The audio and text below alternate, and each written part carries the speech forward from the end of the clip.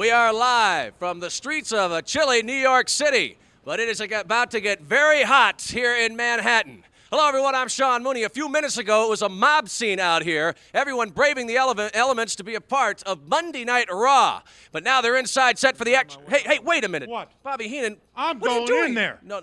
Oh, You yes, didn't hear? I am. You were replaced. I was replaced? Yes. By who would replace me? Rob Bartlett. You're not I don't care about supposed to Rob be in Bartlett. there. This is Monday Night Raw, live from New York City, That's and right. I've got to be in there to host it. No, you're not. No, what do you mean, you no? can't get in. I'm sorry. What do you mean I can't get in? I can get in. I can buy a ticket. They don't No, want me, there I are can no buy tickets left. It's sold out in there. They're jammed to the Well, rafters. then show me the press gate so I can get through here. I didn't make up the rules here. I didn't What do know you mean you anything didn't about make up the rules?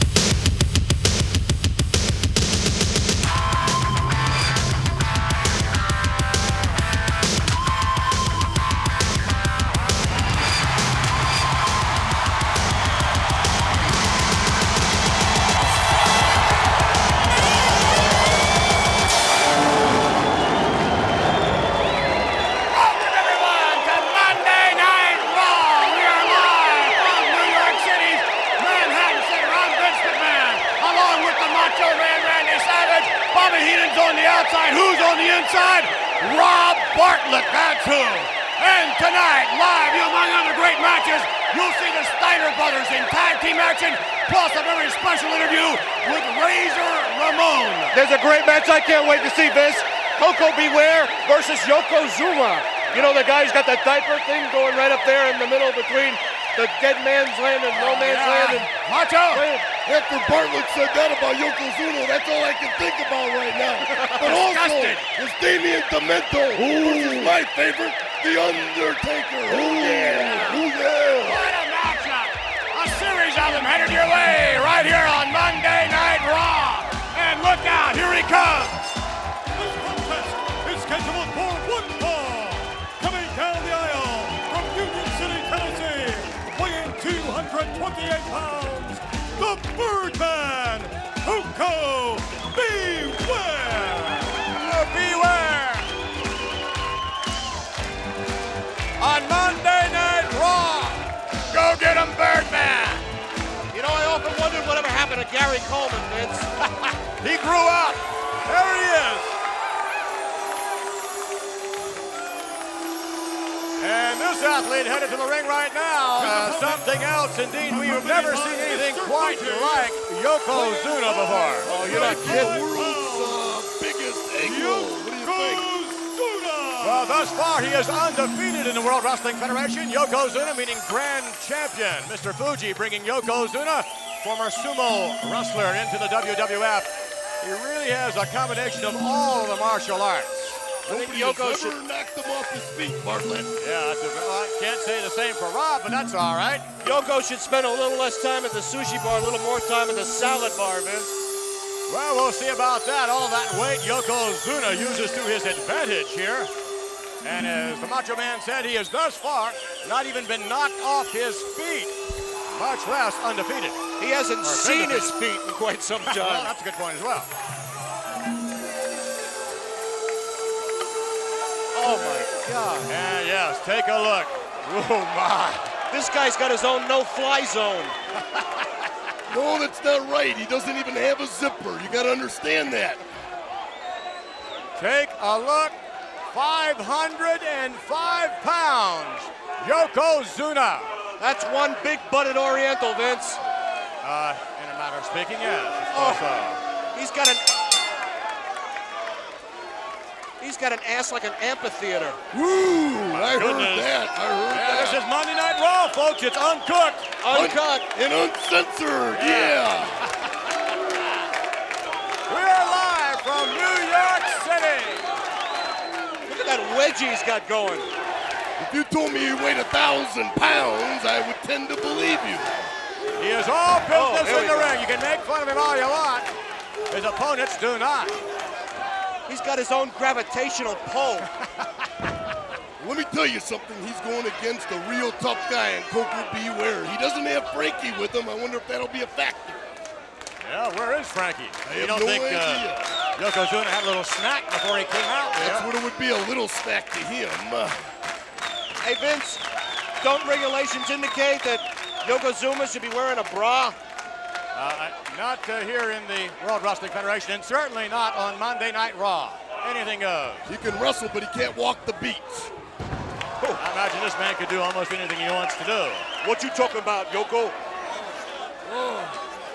Mr. Fuji bowing with a nod of approval. And by the way, Yokozuna is headed to the Royal Rumble, as you are as well, Macho Man. You bet, and I bet you when you get him in the ring, it's going to be hard to put the 29 other guys in there, too. Yeah, not much room, much less. How are you going to get a big man like that out? Look at this. Koko Beware shoved back to the corner. I've never seen Koko Beware thrown so easily before. I'm thinking that he's going to have to get up and make a better account for himself right now.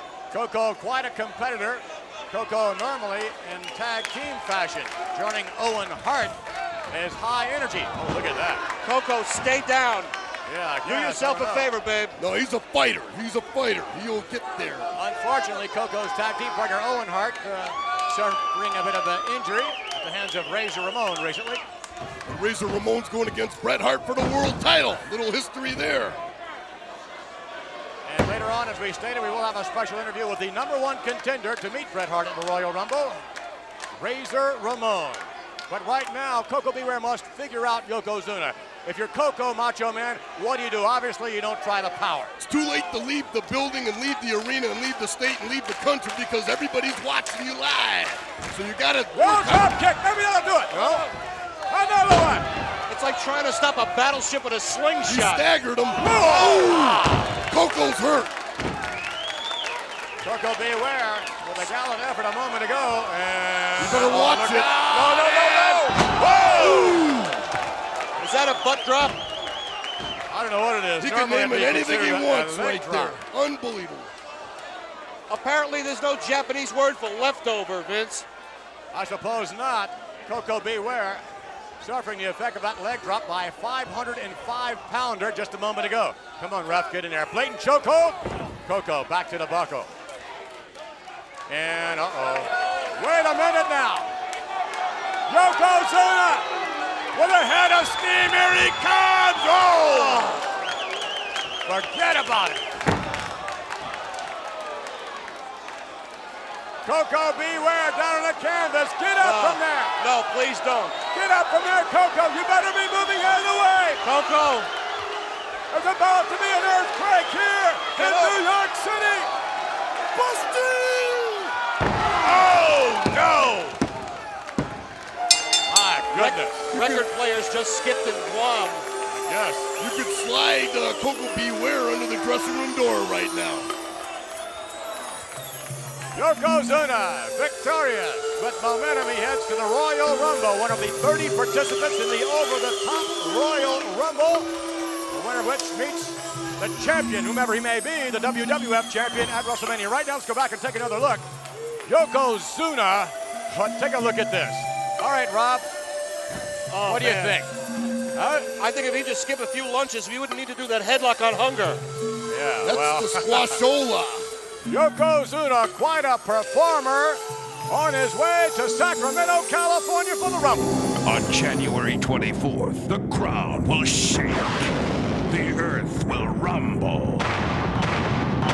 The Royal Rumble. 30 superstar wrestlers of the WWF bang heads in a winner-take-all Rumble. 30 wrestlers, one ring. Something's got to give. And in the championship match, Bret the Hitman Hart puts his title on the line when he battles the ruthless Razor Ramon. The Royal Rumble, live Sunday, January 24th on pay-per-view. We are back with more Monday Night Raw, and we're having a blast. Hello. And if you didn't know this was Monday Night Raw, you certainly can be reinforced with the little lady in the ring. It tells you it is Monday Night Raw uncut. I'm glad I got X-ray vision. Uncensored.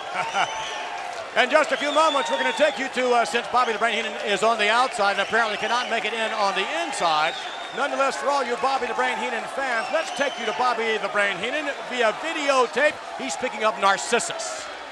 Hey, Mr. Perfect, I heard you're asking questions of the other wrestlers. Hey, who is this guy, Narcissus? What do you know about him? Is he truly beyond perfect? Is it possible for anyone to have those qualities superior to mine? Well, let me answer your questions, Mr. Perfect. Comparing you to Narcissus would be like comparing ice cream to horse manure. Now, I know horse manure has its place in this world, even perfect horse manure.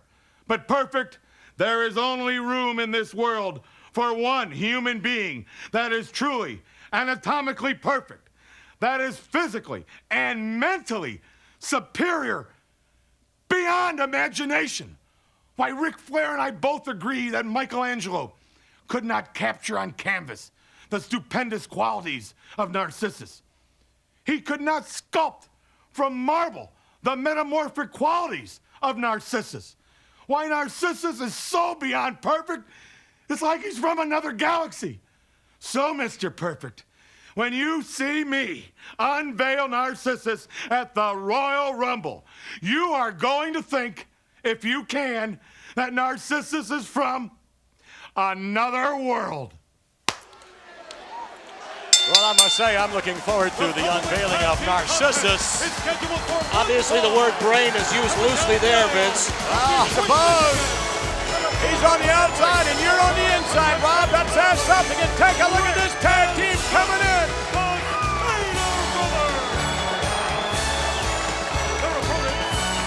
Nice pants. All Americans from the University of Michigan, they're getting ready for the Royal Rumble. And they're going against the Beverly Brothers. What a tag team matchup that's going to be. Now, who's the one with the headgear, Rick or Scott? Macho? Oh, let's see. The one in the middle. Okay. It's Rick. No, I'm just kidding with you.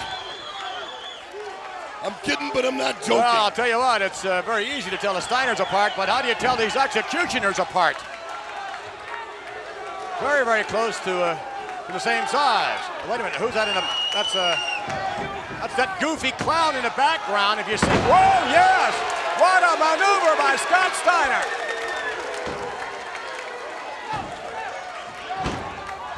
The Steiner brothers taking the WWF by storm in the tag team world.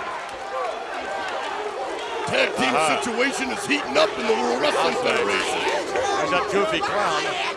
I don't like him. That's Dork the Clown? That's Dork.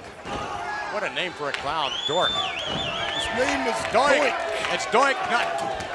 But you could call him It anything could be you want. Dork, it could very well be Dork. I like Dork better. You're Dork. Yeah. And Rick Steiner being set up now. No, nice reversal. Oh, yes. Look at that power. He shoved him right into the second rope.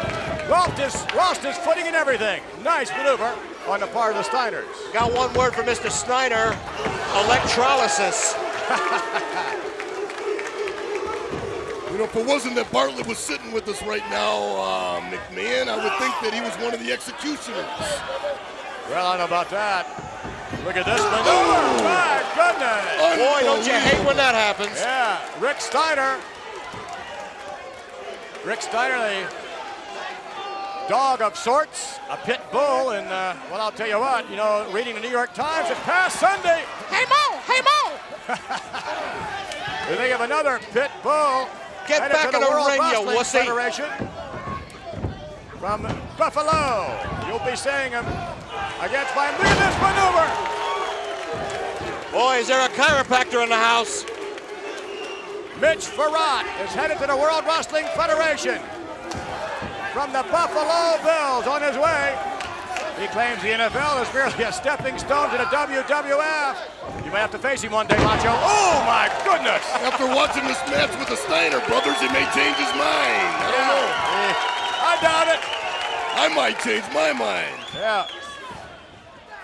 Oh, my. That hurts. Instead of catching passes, Farrat could very well be catching drop kicks one of these days. Look at this. Scotty Steiner. Double underhook. Oh, my. These guys are good. Yeah, they could very well be the best, given an opportunity. Vince, Find out just how good they are, though, when they face the Beverlys at the Rumble. Take a look at this now. Uh-oh, what's going to go? Don't try this at home, kids. Here we go.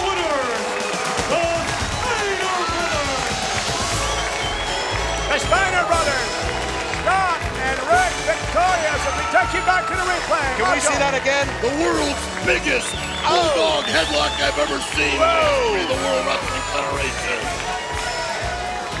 Wait a minute, now we understand Sean Mooney's outside. There's some sort of commotion going on. Sean, can you hear me? Take it. Yes, Vince, I'm not quite sure what is going on. Apparently, a security guard has detained a woman here. Excuse me, sir. Excuse me, what seems to be the problem here? Wait, your nephew? I'm supposed to see him, yes. You're Rob Bartlett's Yes, aunt? I'm his aunt. He's my nephew. Yes, I have to go in there and see him I'm sure we can straighten this all out. We could probably go into the will call. I'm going in there right now. Wait a minute. Bobby Heenan. Give me I that. thought I'd seen everything here in the World Wrestling Federation, but I gotta the do brain this. and I drag. gotta get in there. This is I gotta get in there. ridiculous. I'll I give you can't this hat. believe you. I'll give you the earrings and everything if you want. Stop. Let me in. Will you let me in? I'll give you $50 to do it. I gotta be in there. This is Can't wrong. do anything about it.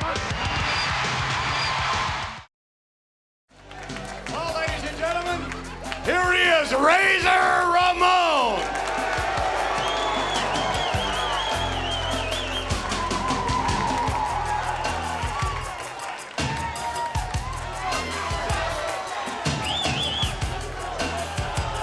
Mr. Ramon, if we could have a word with you, we'd greatly appreciate it. You're headed to the Royal Rumble. This is the golden opportunity you've been waiting for. Meeting the Hitman Bret Hart for the WWF Championship. Are you ready? You're less than 2 weeks away. Look at me, man. I was born ready, Chico. And when you say golden opportunity, that's got Razor Ramon written all over it. I see, but nonetheless, you certainly will recall that it took the Hitman Bret Hart 8.5 long years climbing the ladder of success to gain the momentum he has. And you're sort of a Johnny-come-lately, if you'd pardon the expression. Hey, look, Hitman. 8.5 years, Chico. You climb to the very, very top. You're the main man in the WWF. Now say hello to Razor Ramon. 8.5 months and I caught you. I am numero uno. All right, The you're the... number one contender. Yes, indeed, the number one contender. And if you're the number one contender and such a great competitor, why did you do to Owen Hart what you did? Why jump him? Well, come on. Hey, silencio. He was the best wrestler around, and Razor I sure wanted to get in Ramon. there with him. Obviously, to your have father fun, was a man, big like influence on everybody you else. and on Bret. Your Hitman squashing your little brother like a cockroach. That was fun, man. And you know what else? There's nothing you can do about it. Not Chico, that you don't want to do nothing about it, because you can't do nothing about it. Thank you very much for joining us. Wait. And Hitman, you know what else you can't do nothing about? Chico, you can't do nothing about Razor Ramon taking your precious gold at the Royal Rumble. It'll head your way, ladies and gentlemen, in less than 2 weeks, Sunday afternoon. He's a bad guy. Razor Ramon's talking pure garbage, but let me tell you that something that's pure gold. The WWF and the Red Cross team up to put a headlock on Hunger. Oh yeah. And that's at Madison Square Garden Friday, January the 29th. And what a card. Mr. Perfect versus Ric Flair. Bret versus Bam Bam Bigelow for the World Wrestling Federation title. Shawn Michaels versus Backlund for another title. Intercontinental title. Undertaker versus IRS. The Macho Man, my favorite wrestler, versus Steve Austin. We're going to hear from Native American This is Tatanka. Tatanka and my people speak to the Great Spirit for blessings. We, the World Wrestling Federation, appreciate your help for people that are less fortunate than us. Let's get a hold on Headlock for Hunger. The following contest, scheduled for one fall, is for the Intercontinental Championship. That's Tatanka, by the way. About to enter the ring is the challenger. The weighing name for Buffalo, right? 238 pounds, Max Indeed. Moon. Here we go. It's Robo Wrestler. Max Moon, quite a competitor. This is a tremendous opportunity for Max Moon. Here from New York City, where you could wear an outfit like that in the subway and not get a second look. Well, he's got a chance to win the Intercontinental title right now. He certainly does. Macho Man, I never thought you'd be underdressed, but next to this guy, Looks like Matt Masterson to me. Vince McMahon, he looks like a riverboat gambler. My goodness. Weighing 240 pounds. Here's a man who gambles all right in a very calculated manner. Shawn Michaels. We are live, ladies and gentlemen, from the Manhattan Center in New York City. Shawn Michaels defending the Intercontinental Championship against Max Moon.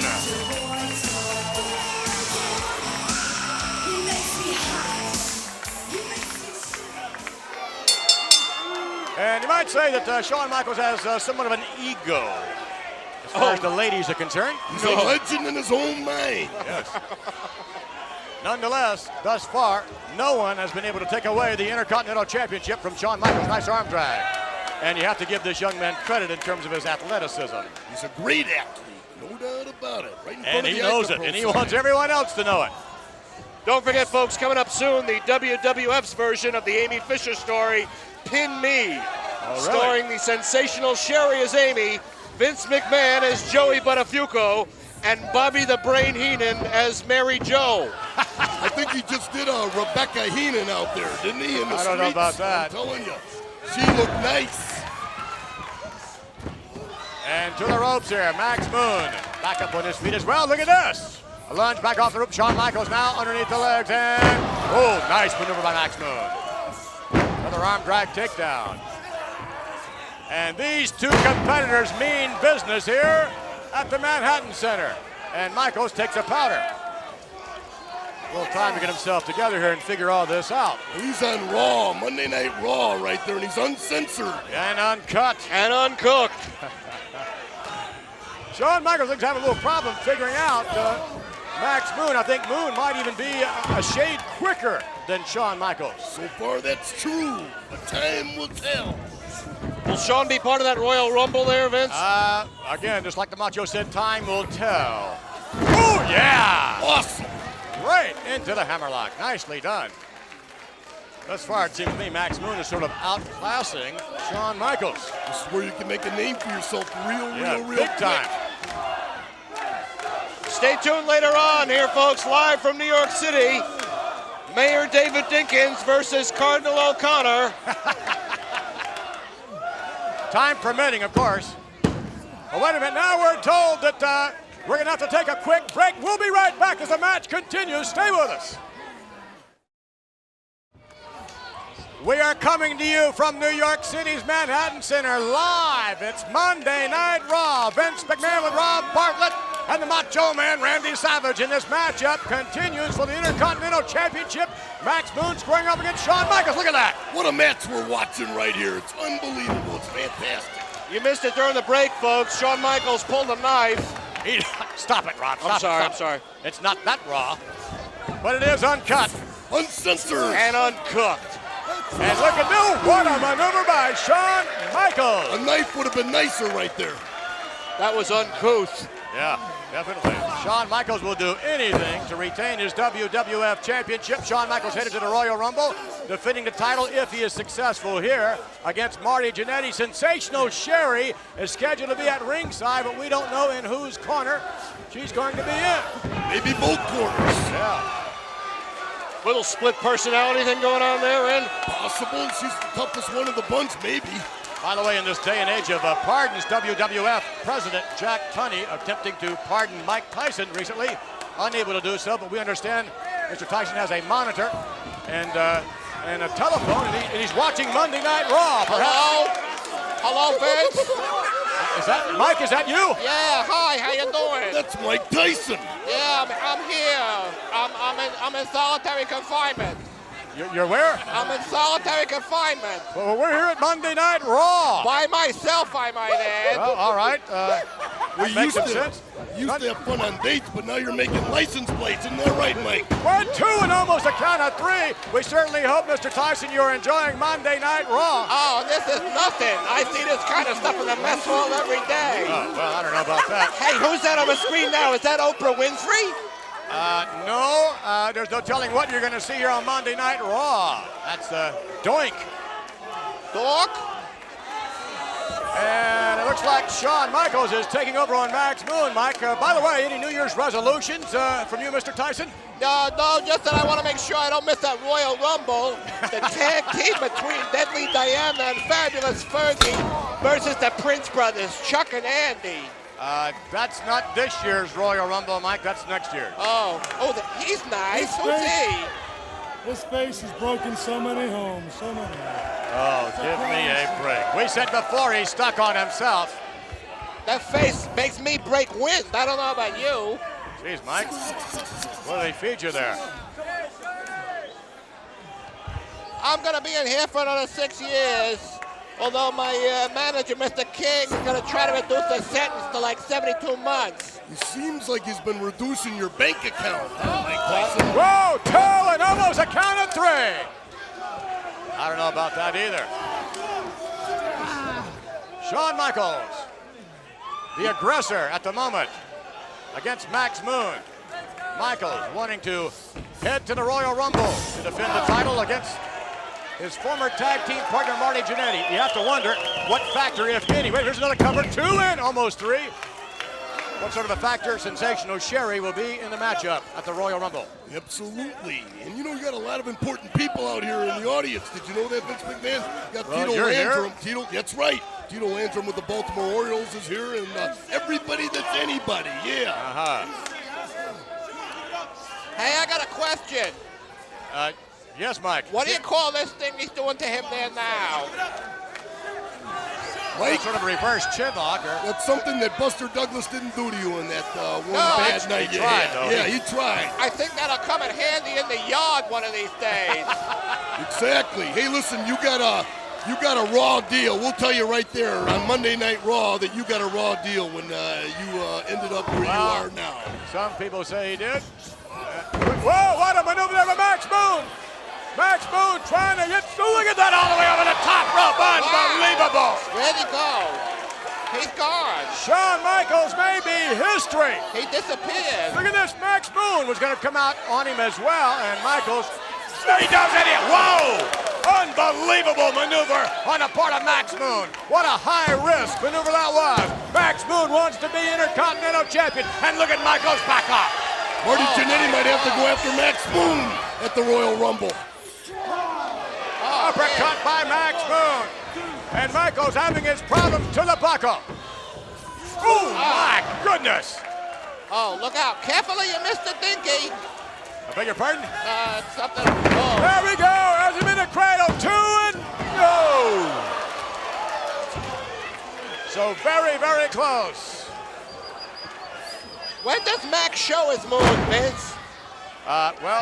He just did, I think, in a matter of speaking. Ooh.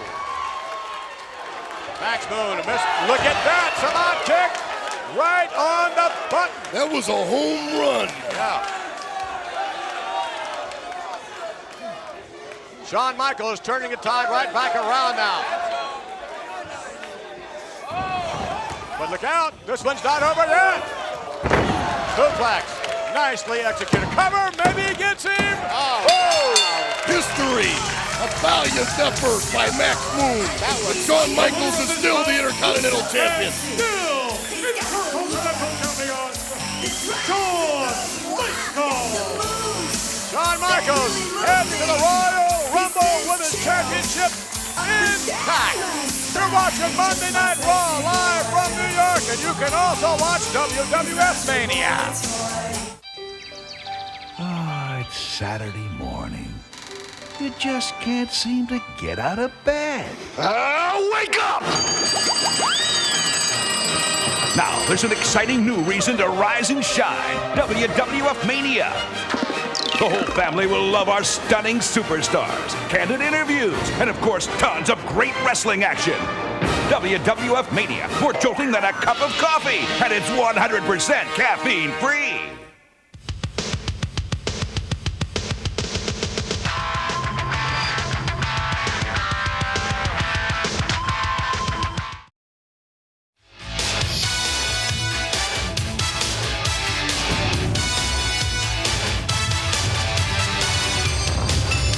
This Royal Rumble report brought to you by IcoPro, the integrated conditioning programs. Let's face it, you gotta want it. We're 2 weeks out from the Royal Rumble, Sunday afternoon, January 24th, 4 p.m. Eastern Time. You can see it exclusively on pay-per-view cable TV. Hold on to your hats. Just announced, WWF Intercontinental Champion Shawn Michaels to defend against challenger Marty Jannetty. Now, the word is that Sensational Sherry will be at ringside. But in whose corner? Let's see if these two gentlemen can shed some light on that subject. You know, nobody has been more undeserving of an Intercontinental title shot than you, Marty Jannetty. But being Mr. Cool, I'm going to give you one anyway. And everybody wants to know, where's Sherry going to be? Whose corner is she going to be in? Well, I mean, I haven't had a chance to talk to her, but like any woman, she's going to be in the Heartbreak Kid's corner. You can count on that. Jannetty, Royal Rumble, you're done. January 24th, the Royal Rumble. I'm going to call it Marty Jannetty Day because that's the day I'm going to get everything I want. I'm going to capture the Intercontinental Championship. And more than that, I'm going to end the career of you, Shawn Michaels. And you talking about Sherry being in your corner. You know all about Sherry. Well, maybe you don't know Sherry as well as you think you do. Remember, Sensational Sherry will definitely be at ringside. Then, 30 of the greatest superstars in the World Wrestling Federation in the 1993 edition of the Royal Rumble. Remember, in this one, it's every man for himself. You initially start out with 2 men, then add another man every 2 minutes thereafter. And here they come. Last year's winner, 2-time World Wrestling Federation champion, Ric Flair. The undefeated Native American, Tatanka. Tag team champion, IRS. Former World Wrestling Federation champion, Bob Backlund.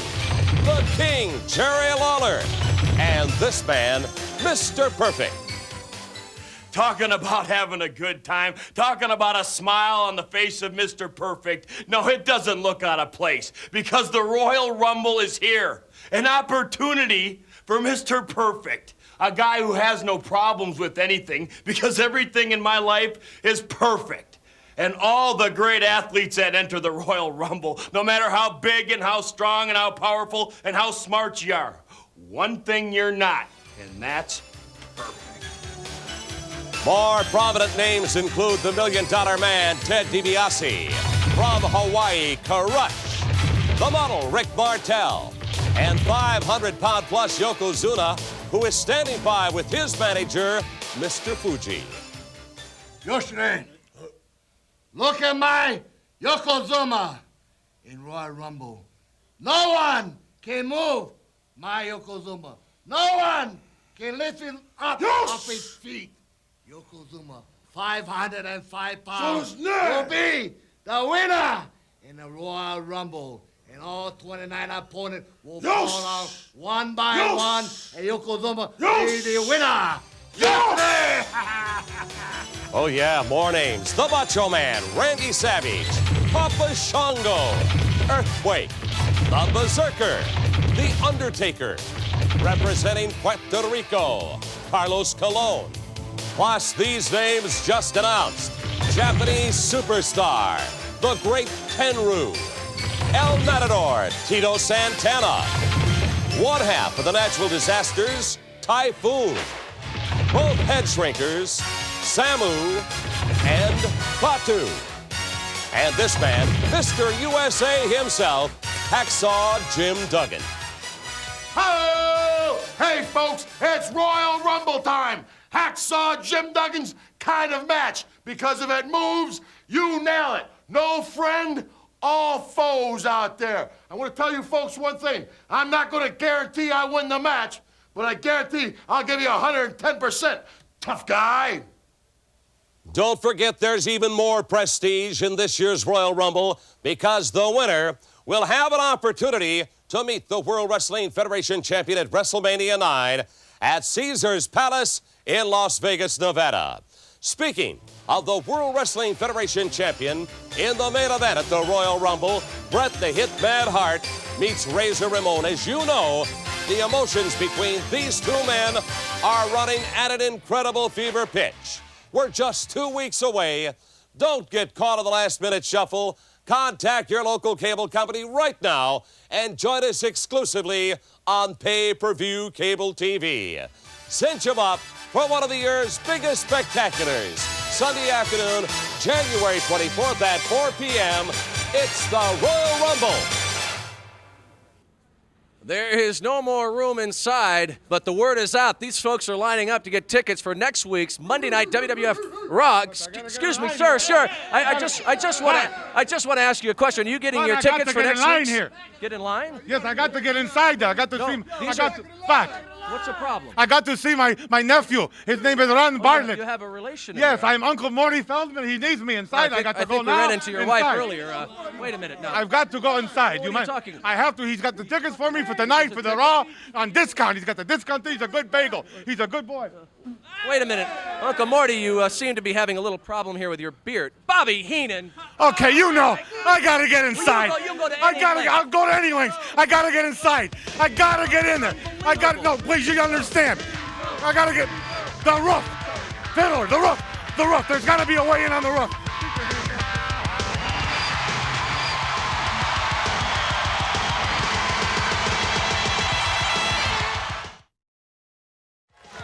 We invite you to be a part of the excitement live here at Monday Night Raw. For tickets, all you have to do to call is dial area code 203-352-8692, Monday through Saturday, 9 to 5 Eastern Time. So if you live in the New York City area or plan to visit, don't miss out on the hottest live action around. It's WWF Monday Night Raw, uncut. Uncensored. Wait a minute, let's get it straight. Uncut. All right. Uncooked. Uncensored. There you go. Again. Ugandan Giant, the mighty Kamala, this past weekend on the WWF Network. You might say that he saw the light thanks to Reverend Slick.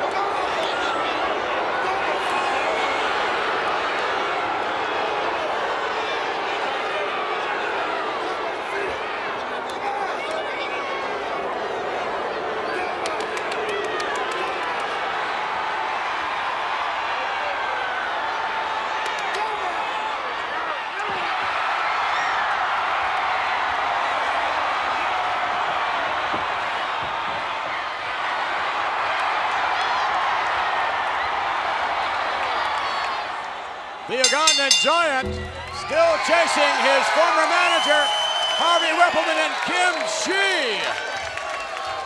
And wait a minute, for whom the bell tolls. This guy looks like he got his hair cut during a power surge.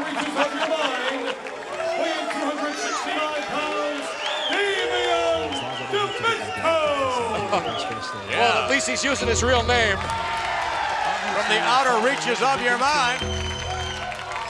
That's no place to be from. And take a look, ladies and gentlemen.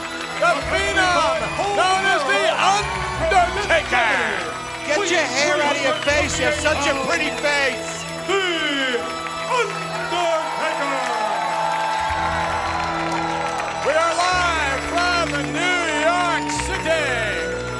And by the way, we'd like to thank the good folks over at WFAN Radio here in New York for allowing us to have a Rob Bartlett here at ringside. We certainly would like to thank that media icon, Don Imus, winner of the prestigious Marconi Award and former governor of the state of Connecticut for today, for allowing Rob to be here with us. Who's the guy with the martini shaker, Vince? Wow. You've been working with him for some time. You don't know who that is? Take a look. Who does he remind you of? That's Paul Bear from the famous Bear family. He could use an iron supplement. It looks a little pale. There's not a whole lot of sun here in New York. All these tall buildings around and stuff. He's definitely earned the right to be the Undertaker's manager. Whoa! Damian DeMeno. Look at this. Right in the chops. A hard right in. Another one. Look at that. Right in the chops. Damian DeMeno backing the Undertaker up.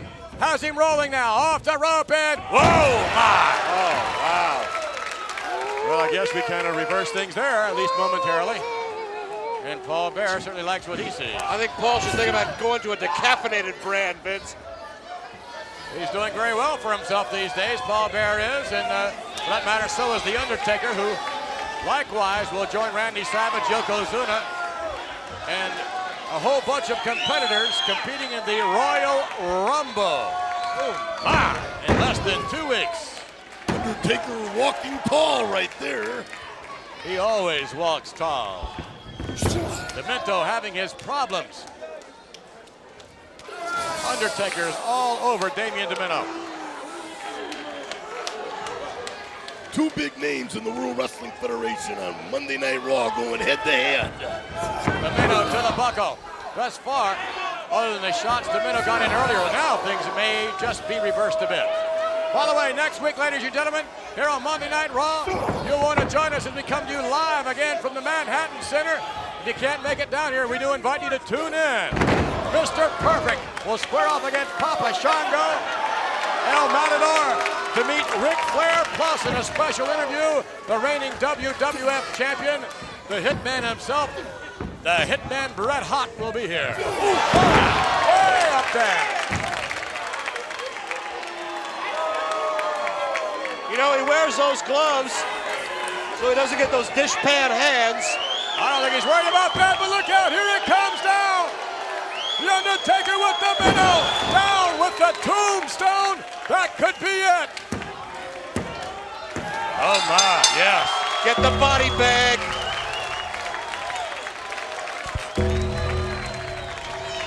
Here is your The Undertaker victorious. And again, we invite you to join us next week.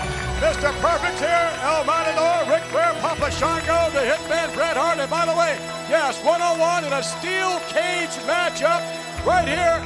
Yes, next Monday night, Woody Allen squares off against Mia Farrow. Don't miss it next week right here. We're back with Doink, ladies and gentlemen, here on Monday Night Raw, and Doink likes to make children cry, not laugh, and Crush has warned you about that. He warned me about what? Making children cry. Hey, if they don't have a sense of humor, that's their problem. If I laugh, that's all that matters. So you're not going to heed the warning of Crush then? Let me tell you, if he came out here right now, he would be crying too, and I would be laughing. Oh, wait. Excuse me, Mr. Doink. I'd like for you to meet Crush. Pardon me, Crush. Who's laughing now? Hey, bro, before you put your size 14 shoe in your size 20 mouth, you better look over both shoulders, bro. You got that? This was just a warning, bro. If I catch you touching anyone else, playing your stupid jokes that only you're laughing at on anyone else, bro, you just might be wearing a cast on both arms and both legs next time. You got that, brother? Whoa. Whoa.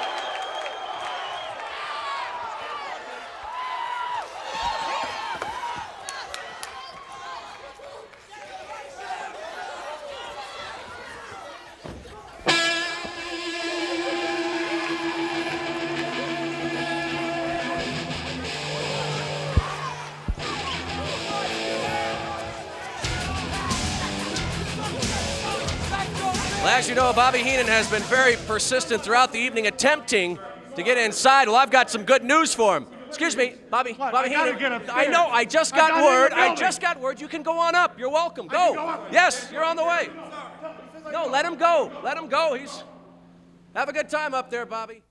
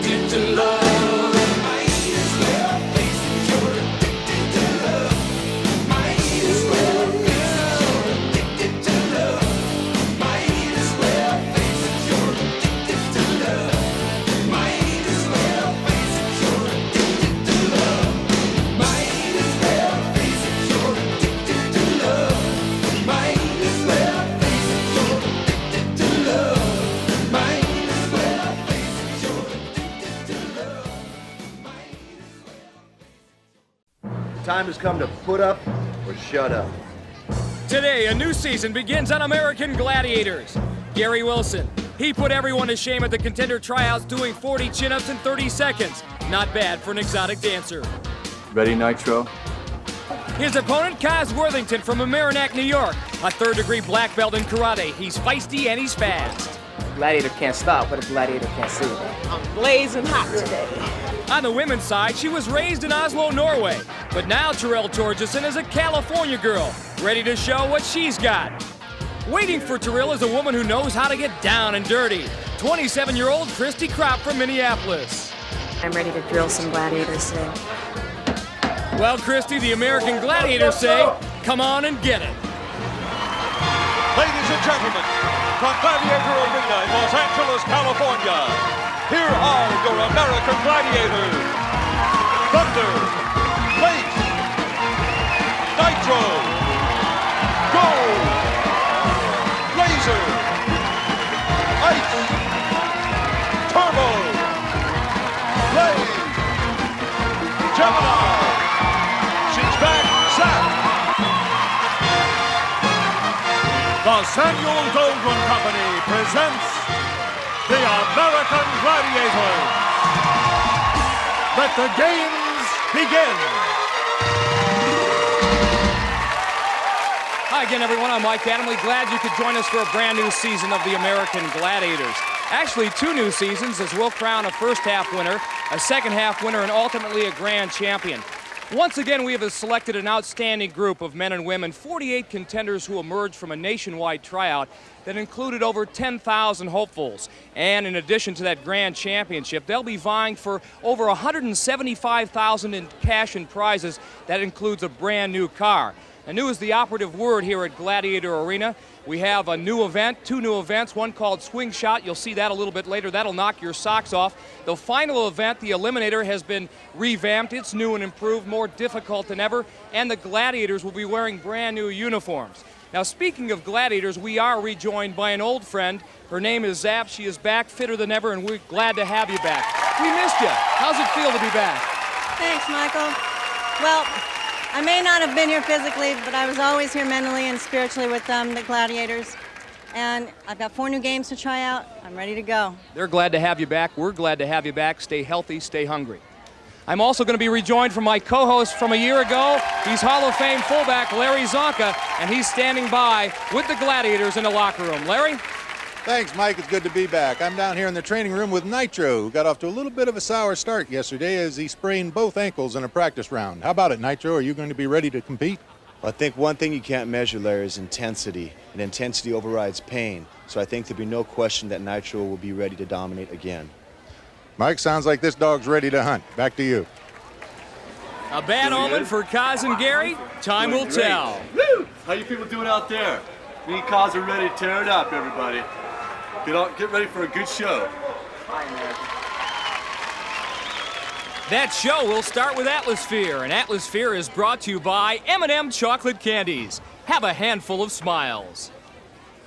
As Gary Wilson loads into his Atlasphere, Gary comes to us from St. Petersburg, Florida. 6 foot tall, 29 years old, 190 pounds, and is a part-time exotic dancer. He's going to have to dance to this tune. There's Kaz Worthington, who comes to us from Mamaroneck, New York. 26 years old, 5'7", 165 pounds, computer operator, and also a karate expert.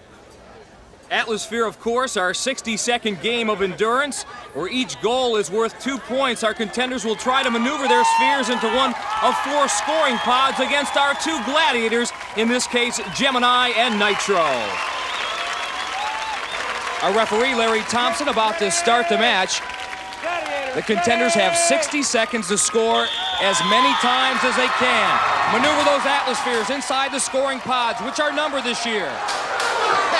And a cosmic collision right off the bat. Nitro working against Gary Wilson, keeps him out of that scoring pod, and Gemini has got Kaz Worthington all tied up. Gary rolling across the pod, but unable to make it score. Kaz has got a breakaway. Can Gemini catch him and knock him out of there? You can see there's little sensors inside each of those scoring pods that will activate them. Activate the scoring mechanism.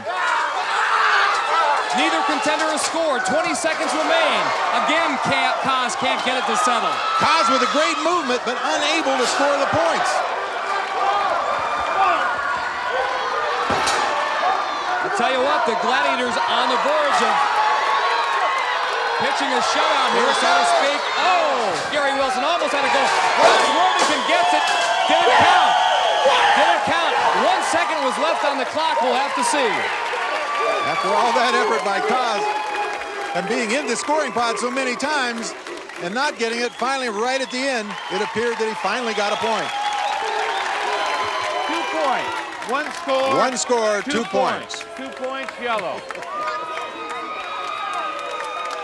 So Kaz Worthington, On the clock.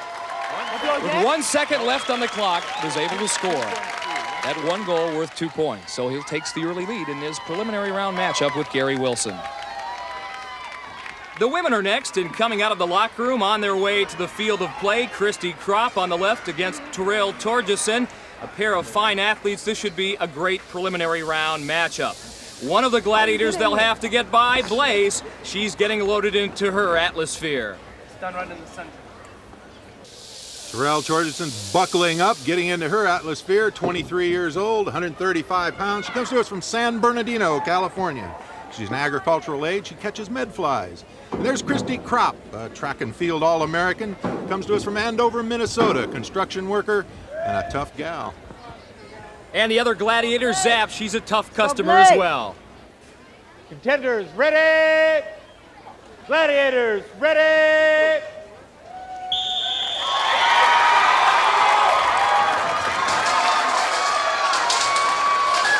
And a nice move right off the bat by Terrell. Actually, both Gladiators, or contenders rather, going towards the same end. Terrell, despite weighing just 135 pounds, really has her Atlasphere moving and scores first.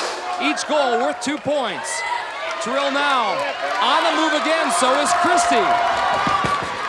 And Christy has a score. Terrell has another one in scoring pod number 3. Both female contenders working very well. Blaze and Zap having a tough time. Christy scores in scoring pod number 4. 17 seconds remain here. Christy Kropp again has scored. And Terrell, can she get it down in scoring pod number 3? Rolled out there. And they've given Christy a score in pod number 1. Zap trying to do her darndest with Terrell keeping her out of scoring pod number 2, and that is it. But a great effort by both our contenders, Terrell Torgerson and Christy Kropp. A great way to get things started. And as Thunder gets taped up for the rest of the day's competition, get ready for our next event in Assault. And as advertised on the top of our show, one of our 2 new games, the mid-air suspense of Swing Shot. That's still ahead. Welcome back to Gladiator Arena, Los Angeles, California, and Lace is pumped up, and why not? This next event is her best, Assault, our 60-second game of hit or be hit. And a new twist this season, contenders will be able to pick up 1 point for every weapon they successfully fire. The ideal, of course, to hit that target located above the Gladiator, that's worth 10. Terrell trailing Christy, that's got to be a concern. And there's another major concern, Lace, who's one of the best in the business. 23-13 kind of says it all. Ready. Terrell Torgerson on her way and about to find out just how steady her nerves are.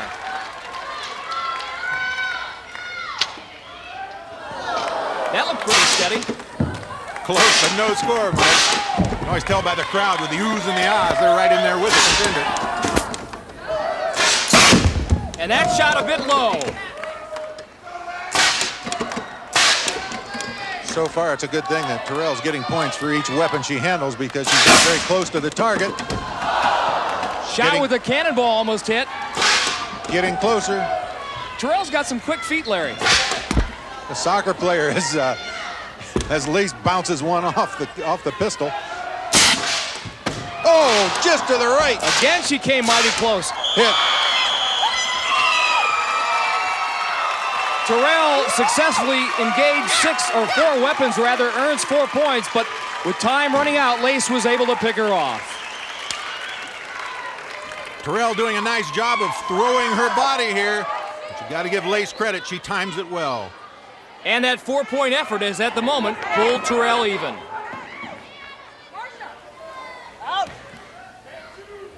27-year-old Christy Kropp from Andover, Minnesota is up next, and right now she is tied with Terrell Torgerson at 8 apiece. Golden opportunity here for her to regain the lead.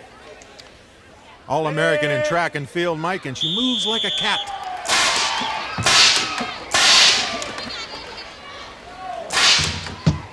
Again, a contender earns 1 point for every weapon they successfully engage.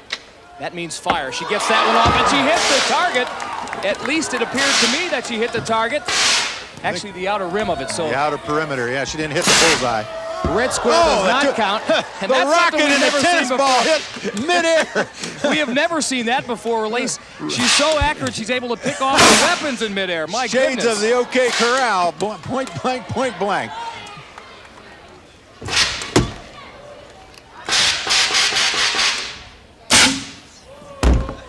Low and outside with a pistol, right under the gun. We talked about how athletic she was. She's looking right down the barrel of that gun and dodging the balls.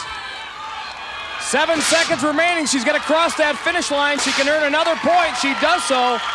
She'll get 6 points for engaging all 5 weapons, plus crossing the finish line without being hit. Mike, you can tell just how intense this gal is. She doesn't even know that she made it. Well, the men are set to weave their way through this assault course. Gary Wilson, the carpenter and exotic dancer, is up first. He'll draw a laser who's extremely accurate and relentless with that cannon. And Larry, if there was ever a time for Gary to wiggle those dancers' hips, I guess this is it.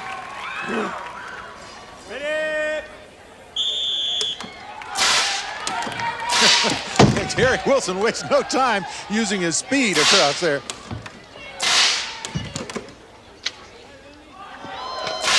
Shot with the crossbow, went low, but that earned him a point. Again, each station, each weapon, the contenders successfully engage with 1 point. Gary's got 2.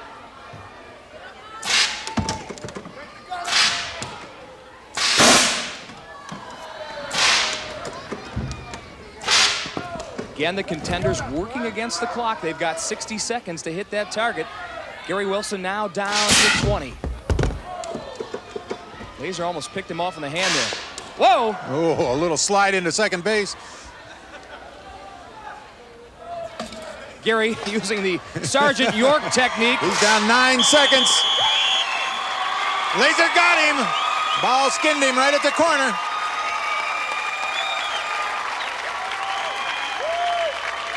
Man, good thing I got him.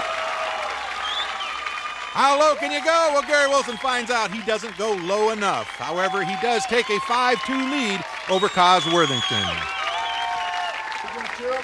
Laser pumps up the crowd a little bit and says, bring on the next contender. Cos Worthington is up now. He trails Gary 5-2, but Cos with a big chance to regain the lead as well. Ready! 5'7", 165 pounds. Excellent quickness. Ran a 4.840 in the tryouts.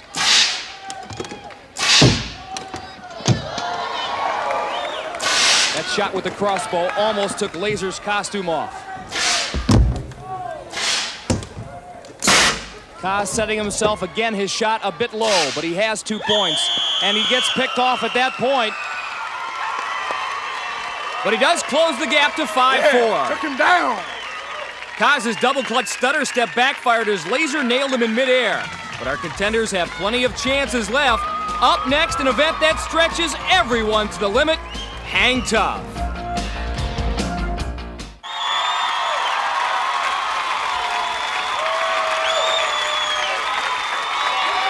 Welcome back to Gladiator Arena, Los Angeles, California. The event, Hang Tough. And first up in this men's preliminary round will be Cos Worthington, who trails Gary Wilson by a point, 5-4. Now in Hang Tough, the contender has 60 seconds to go across these rings, and there's 55 of them. Get to the Gladiators platform. If he can do that, he'll earn 10 points. However, Turbo, mighty, mighty tough in this event, Larry. Just about unbeaten. I don't think anyone's ever really beaten him and got to the platform. They have tied him. That's about the best anyone has done against him. Cos Worthington always smiling through the practice and the early events. He looks pretty serious now, doesn't he, Mike? Sure does. Turbo with a winning percentage, however, of 625. A contender can also earn 5 points if they can go the entire 60 seconds without being pulled off those rings. but look how smooth Turbo is. Kaz thinking twice about straight up the gut because it's leading him right into Turbo. Kaz made a nice little move. He's past Turbo right now. If he can find another ring, he may be home free. Turbo in trouble. Kaz Worthington on his way to 10 points. Can he do it? This may be a first. Big gamble here. Turbo's never been beat. He's under. He has. Woo! And Kaz Worthington punctuates his performance with a little karate kick up on top of that platform. He picks up 10 points and has taken the lead over Gary Wilson, getting by the heretofore unbeatable Turbo. He is going. Yeah! Turbo obviously suffering the sting of the defeat, but it stirred his competitive juices, and now he's looking forward to the next contender. So Gary Wilson has his work cut out for him as we look at Turbo, and no doubt in Turbo's mind is what happened to him against Kaz Worthington. Turbo pointing down and saying, Gary, you're as good as on the mat, my friend. Ready? Well, Gary finds himself on the tail end of a 14-5 deficit, so he dearly needs points and hang tough. Gary very fluid, the man who did 40 pull-ups during the tryouts in 30 seconds. Turbo a little more selective in his approach here, staying right in the middle. He's almost chest to chest with him. Both men Here waiting it for comes. a move. Look out. Gary Wilson waited too long, and that was it for that man. Turbo's back to form. I think that's a good strategy on the part of all the contenders. Do not get Turbo angry. Quickest takedown ever, incidentally. Not an easy guy to hang around with either, Mike. Took Turbo 20 seconds to take down Gary Wilson. And now, Mike, it's Christy Kropp's turn. She's faced stiff competition before. This All-American from the University of Wisconsin. She's got her work cut out for her here. Because the woman she'll have to do battle with is Ice, who is undefeated in Hang Tough. Her overall winning percentage over 83%. Her fastest takedown, 14 seconds. And there's the lead that Christy enjoys over Terrell at the moment. Ice has that deadly move. Catches up to the contender and then locks him in that vice-like grip of her legs. Strips him right off the rings. We may see it here in just a few moments.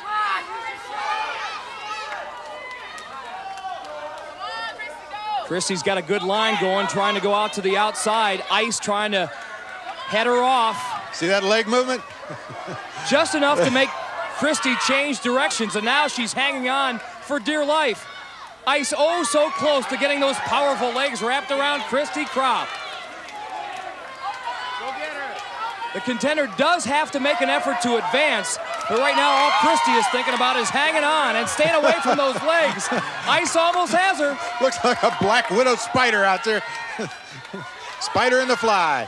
Can Christy hang on? She's lost all of her momentum. 5 seconds to go. It looks like Christy will be able to hang on. She does, and she's earned 5 points for the draw. Ice obviously a little bewildered by that stalemate. She likes to taste victory on every event.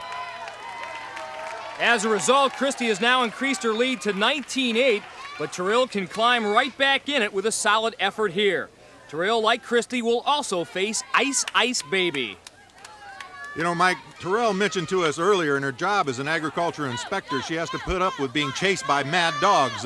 Let's see how she does here. No question about it, Ice has plenty of bite. Ready? Ice takes that deep breath and off she goes in pursuit of Terrell Torgerson. Mike, both athletes kind of watching each other, waiting for the other to commit. Terrell taking that outside line. She's past Ice. She's got momentum in her favor if she can escape those legs, but Ice able to stop Terrell's momentum. Now Terrell desperately trying to hang on. 30 seconds remaining. I don't think she can do it. Ice too powerful. Down goes Terrell Torgerson. Ice is back. Ice a little cooler, calmer, more collected. Right down the middle of the rings. waited for a moment, and then took advantage of it. Give her credit, Larry. Terrell tried to be the immovable object, but Ice's irresistible force proved to be too much. Very nice. Way to turn. Ice gets a thumbs up from the Gladiators. After 3 events, our karate instructor, Kaz Worthington, has a 14-5 lead over Gary Wilson. By virtue of the 10 points Kaz scored in Hang Tough, and in doing so, Kaz becomes the first contender ever to beat Turbo in that event. Kaz, he's down in our locker room right now, and that must be quite a fine feeling to know that you beat the man. Yeah, and an honor, too, because I know he's well-seasoned, and just glad to be here and give it my all. Kaz, the one thing that seems to separate you from the other contenders, at least right now, is that great energy you have and that love for life, that zest. Is that part of your strategy throughout this competition? Definitely. I do it for myself and all those who support me. I love you all. Okay, keep smiling, keep that energy level up. Congratulations. Thanks a lot. And the man Kaz defeated in Hang Tough joins us now from the Gladiator locker room. Turbo, every streak ultimately comes to an end, but I'm sure you didn't expect Kaz Worthington, a man who is 5'9" and about 170 pounds, to beat you in your favorite event, Hang Tough. What happened? Well, I'm not the kind of guy to make excuses. I'm just the kind of guy to make promises, and I guarantee you that he will never beat me at anything again. Turbo, enough said. That challenge laid down, Turbo's partners are getting ready for Power.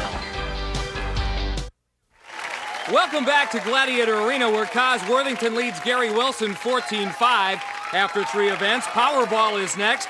The object here to score as many times as possible in 45 seconds. Goals in the outer cylinders worth 2 points. A goal in the center cylinder worth 3.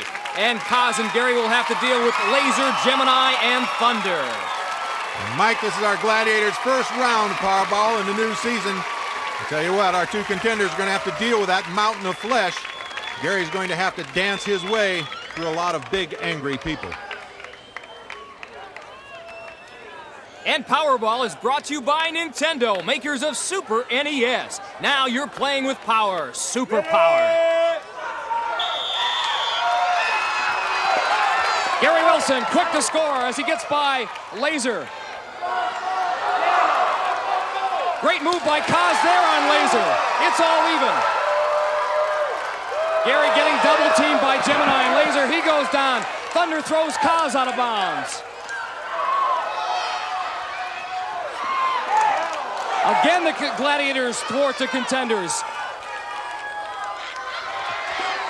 Oh, Kaz has that shot roll around the cylinder. As Gary gets knocked out of bounds by Laser, he's a little slow in coming up, but there he is, back on his feet. Less than 10 seconds. Laser nearly takes Kaz's head off. As Gemini buries Gary on the far side. Woo!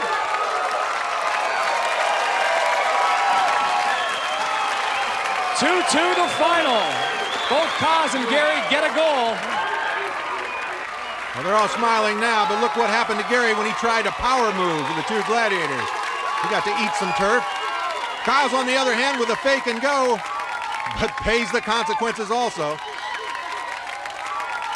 So Kaz retains his 9-point edge over Gary Wilson with 3 events remaining. Now, in a few weeks, we'll be unveiling one of 2 new events here on American Gladiators. What evil lurks behind the panels of the maze? Thunder knows. That's coming soon, but up right now, the women will go at it in Powerball. Zap, Gold, and Blaze for sure are ready. So a daunting task for Christy Kropp and Terrell Torgeson. Right now, Christy with a 19-8 lead. And Mike, both these girls have demonstrated their athletic ability, but now they're about to encounter something new, contact. As we look at Terrell Torgeson, who was born in Oslo, Norway, they don't have games like Powerball over there, do they, Mike? Norway. Ready!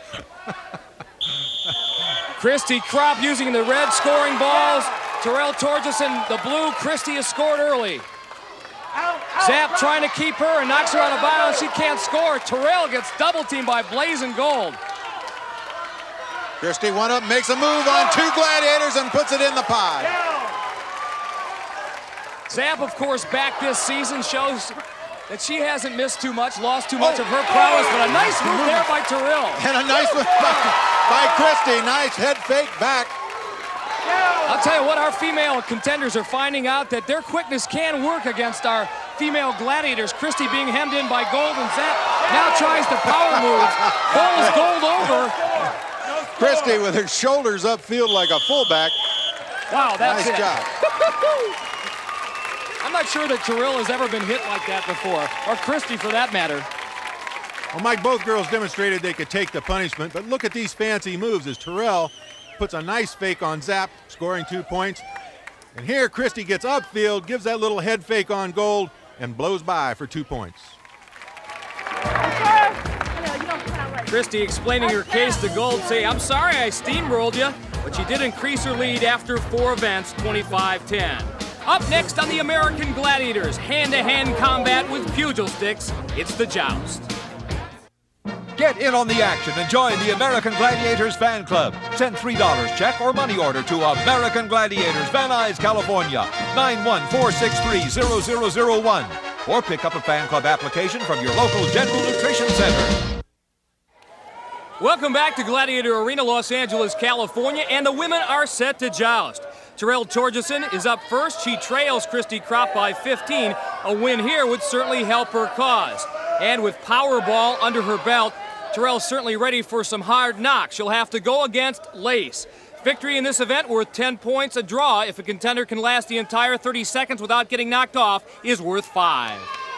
And perhaps the toughest thing for the contender, hanging on to those pugil sticks, pretty wide circumference. Terrell with strong legs, but I question that upper body strength. She drew well, though. Lace, I don't know, what's Lace batting in this, Mike? About 300? 2 for 4 in previous competitions, or 2 wins and 4 losses, but this is the new and improved Lace. She's about 20 pounds heavier. Did a lot of weight training during the offseason.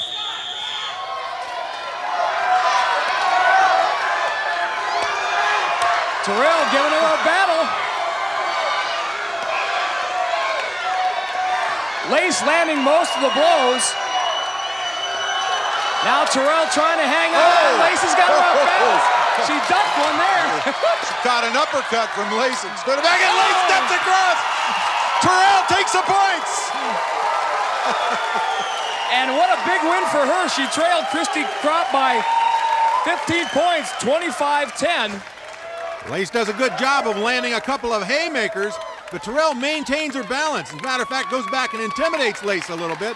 Lace gets over enthusiastic and steps across, committing the foul. Christy Kropp up now. She'll be doing battle against Lace. She'd like to pad her lead a little more. She leads now 25-20 because Terrell Torgerson picked up 10 points. Christy, of course, the construction worker from Andover, Minnesota, said this is her favorite event because she wields a sledgehammer on the job. See if it pays off. On guard.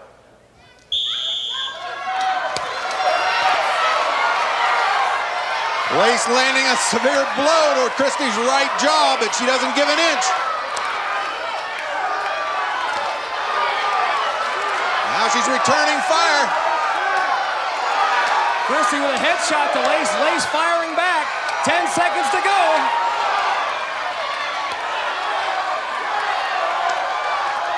Oh!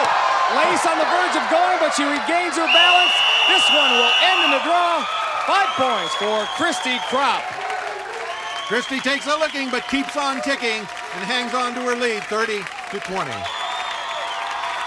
The men are next with the pugil sticks, and Laser will draw the jousting assignment. And he's the subject of a new feature we'll be bringing you this season. We call it Gladiator Moments, highlights and remembrances from battles gone by. Check this Gladiator moment out with myself and Scott Dieter on Joust. It's something that stuck out in my mind a lot. Oh, wow! What a lick he put on Laser! These guys are swinging for keeps! He gave me a few shots that I'll always remember. I think it was the first time in my Gladiator moments that I seen some stars, and I think I gave him a few. That's one I'll never forget.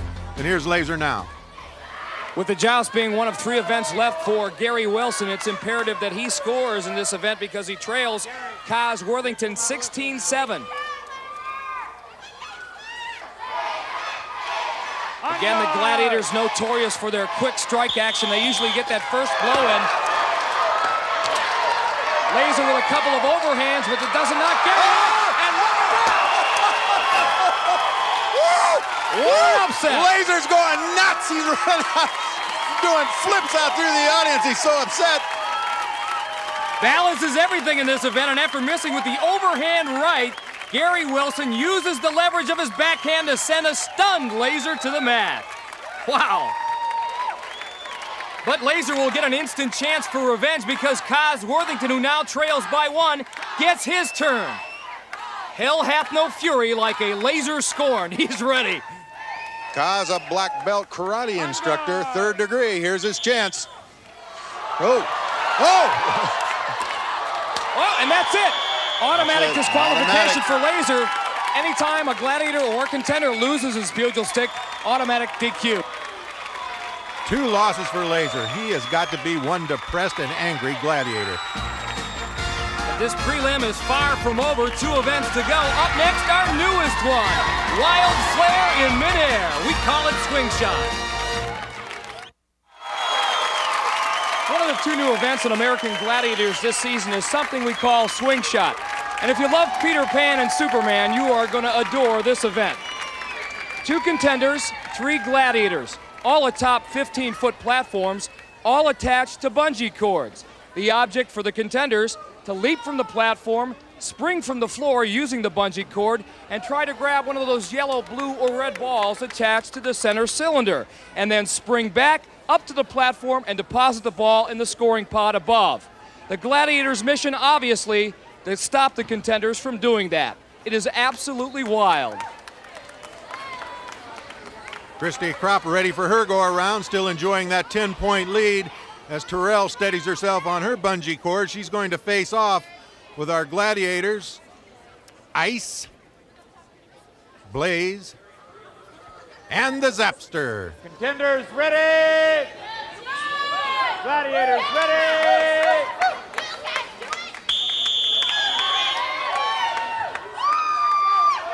Mass meetings, both contenders picking back get a point. Ball, and if they can put them back in those scoring pods, they'll be able to get on the scoreboard. Christy back. Oh, almost a takeaway by Zap.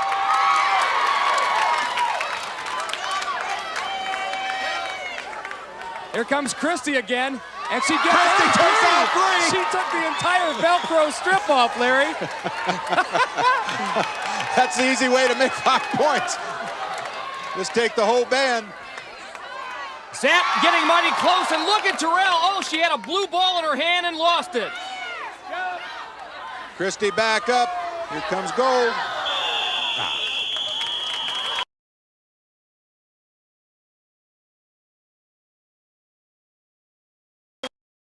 After 6 events, Christy has an 11-point lead.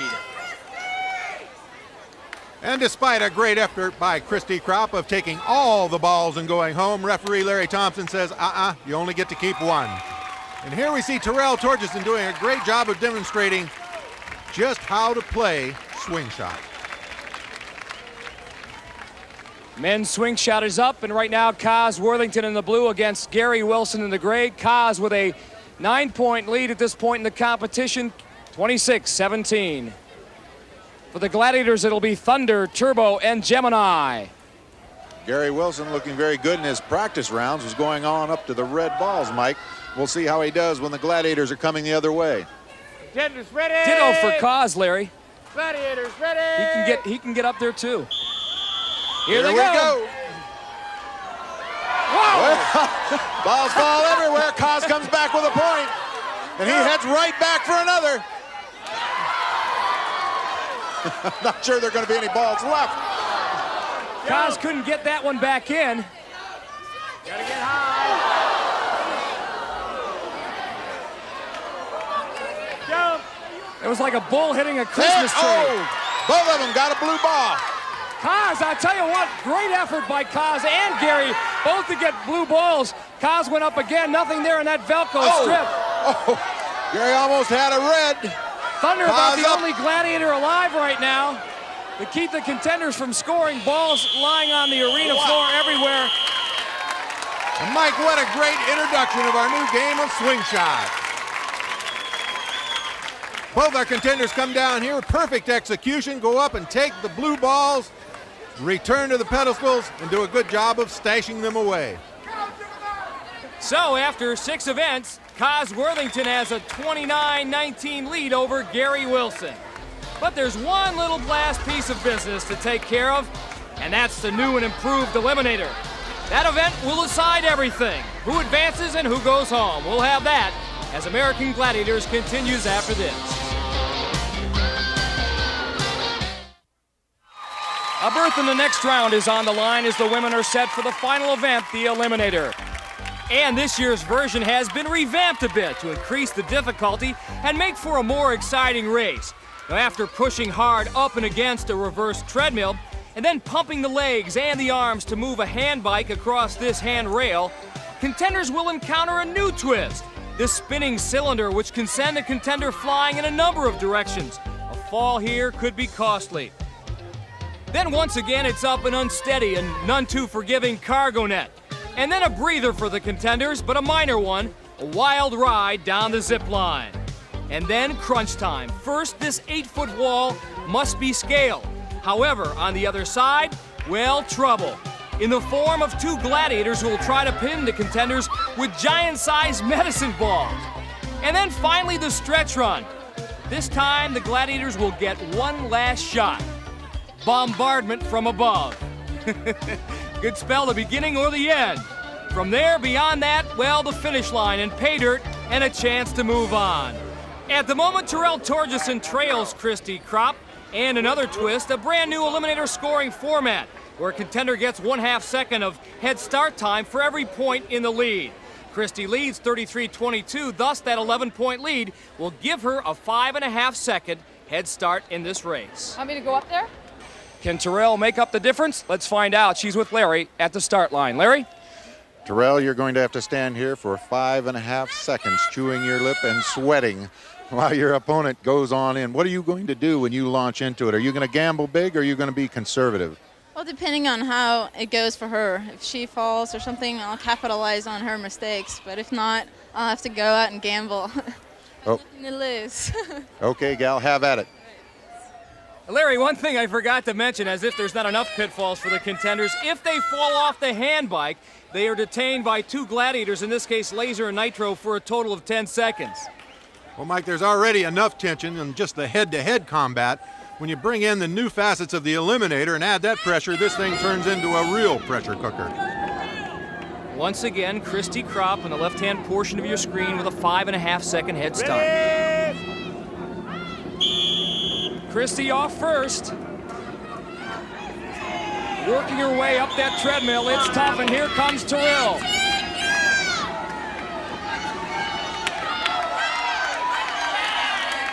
Terrell has made it up and has made up some time. Now, if either woman falls off the hand bike, they will be held down by the gladiators in a holding pen. Terrell will have to stay there now for 10 seconds. Christy looks like she's going to make it across, but just barely. Now across these spinning logs, and oh! Great effort by Christy. Takes a long dive and makes it to the top of the platform and up the cargo net. Ditto for Terrell. She makes it across too, and look at this. She is caught up. She's made up a lot of room. I know, Mike, it's looking like a photo finish right here. We'll see what happens. Despite that 5.5 second head start and the 10-second penalty for Terrell, she has made up a lot of room. Down the zip line they come, and almost side by side here. What the gladiators do in the gauntlet will tell the tale. Christy over the wall first, but just barely. Side by side, here they come. Christy avoids one ball, Terrell first. She has done it, I think. Oh, so close. Christy right at the wire has nipped Terrell Torgeson and has gone on to the second round. Chrissy, you were all out. This is a very emotional time. You're right on the edge of tears. It's a tough time, but you got to be happy. This is tougher than any track event ever. Well, congratulations. Before we celebrate too much, let's go over and see what happens in the men's division. Good job. Well, I'll tell you what, the men will be hard-pressed to duplicate that fantastic photo finish that Christy Kropp and Terrell Torgeson put on for us in the Eliminator, but it could happen again. Cos Worthington leads by 10 points, and that translates to a 5-second head start. Can Gary make up the deficit? We'll find out again. Let's go to the start line and Larry Zonka. Larry? Thanks, Mike. Gary, you've had a rough day. Each time you're behind, you blow back, keep yourself in contention. You're going to have to stand here for 5 seconds and chew your lip. When you hit it, when the whistle blows and you start, are you going to gamble or play it conservative? I'm gambling all the way. I'm going to go for it. I'm not going to hold back. That's it, folks. He's going to lay it on the line. Good luck, Gary. Thank you, Larry. Let's have at it. And Larry, in the men's eliminator, the contenders, if they fall off the handbike, are detained for 7 seconds. Gemini and Thunder in the gauntlet. Nitro and Laser on the tower, ready to go.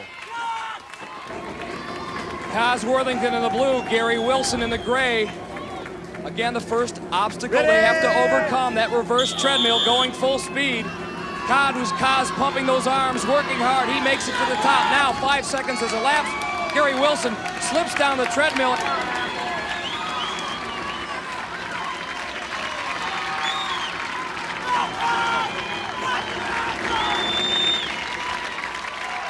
Gary Wilson now has a ton of time to make up.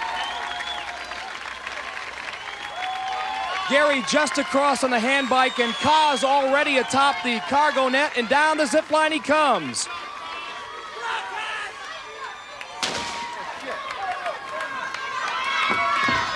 The young man from Mamaroneck, New York, the karate instructor, being pinned by Thunder and Gemini in the gauntlet. Come on, gentlemen, not allowed to use your arms. Nice backflip there. Nothing's gonna stand in Kaz Worthington's way. He'll cross the finish line first and advance to the second round.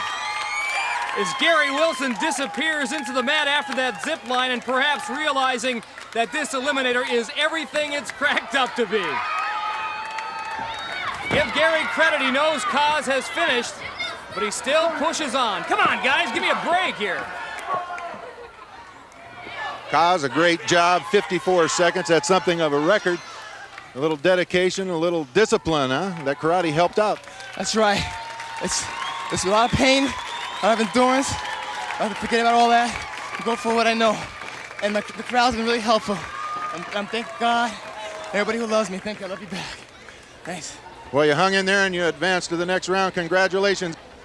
And his friends back home in Mamaroneck certainly have plenty of reason to go head over heels over Kaz's performance. The Battle Cat moves on. Next week, more exciting preliminary round action. Until then, for Larry Zonka, I'm Mike Adamle. See you next week on the American Gladiator.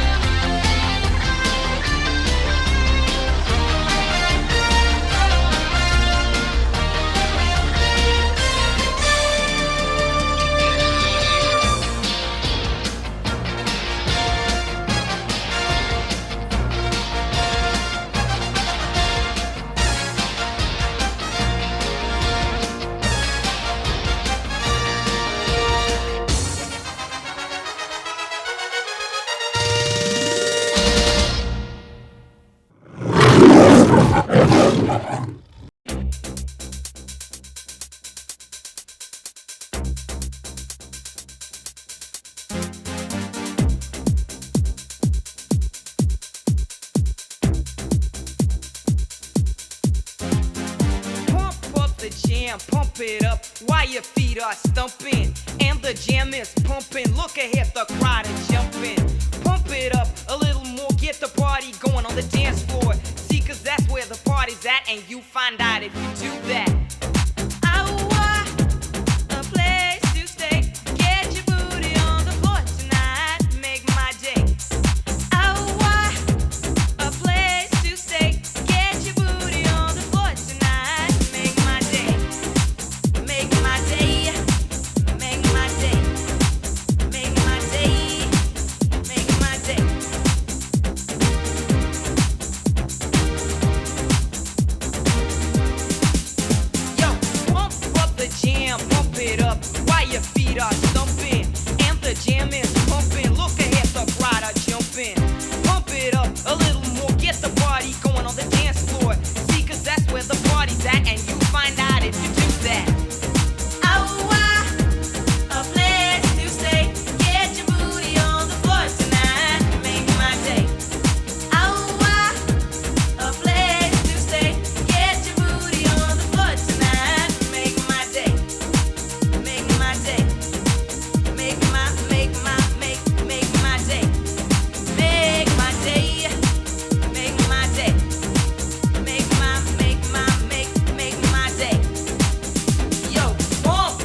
jam, pump it up, yo, pump it, pump up the jam, pump it up, yo, pump it, pump up the jam, pump it up, yo, pump it, pump up the jam, pump it, pump it, pump it, pump it, yeah.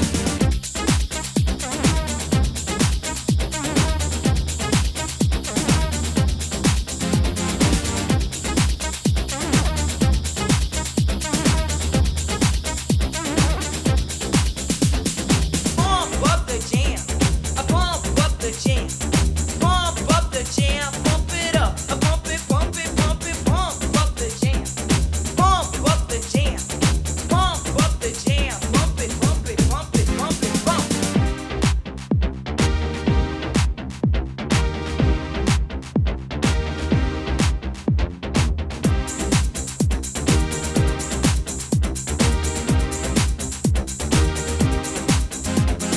Pump up the jam, pump it up while your feet are stumping and the jam is pumping. Look ahead, the crowd is jumping.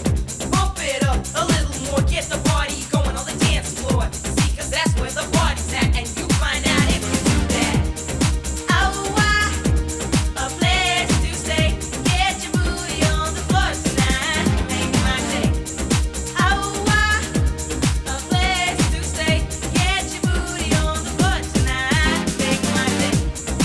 Oh, a place to stay. Get your booty on the floor tonight, make my day.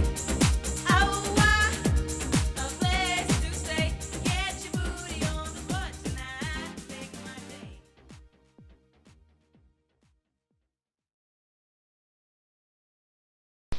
Hi, my name's Leah. I'd like to say hi to Maria Lennar, Florence, South Carolina. Hi, I'm Larry. I'd like to say hi to Katrina Holston of Panaca, Nevada. Yeah, Larry, you look great today. I'm Dave Raymond. It's Thursday, time for your dance party, USA.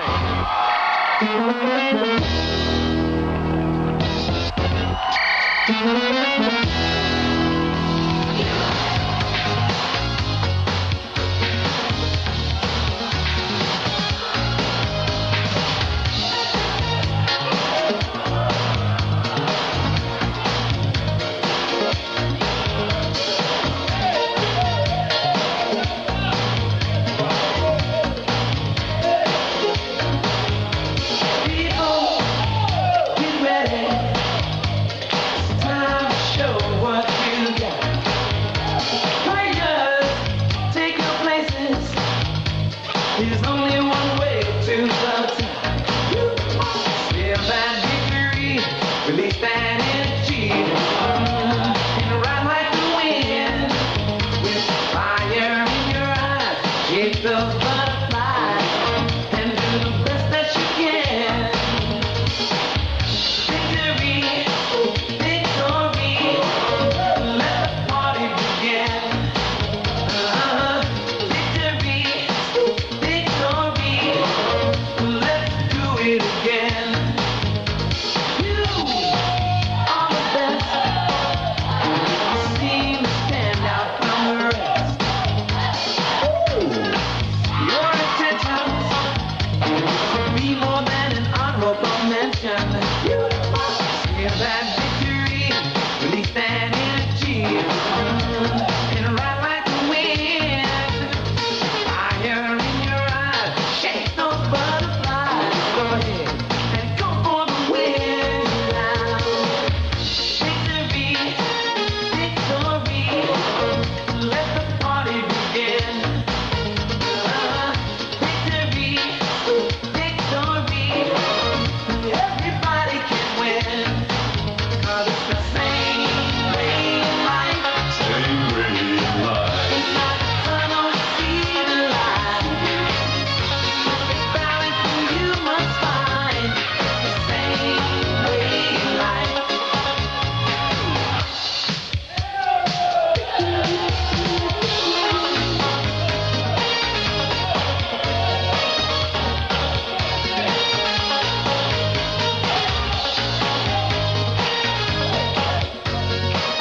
Victory, Cool and the Gang open up the dance party, and do we have a dance party for you today?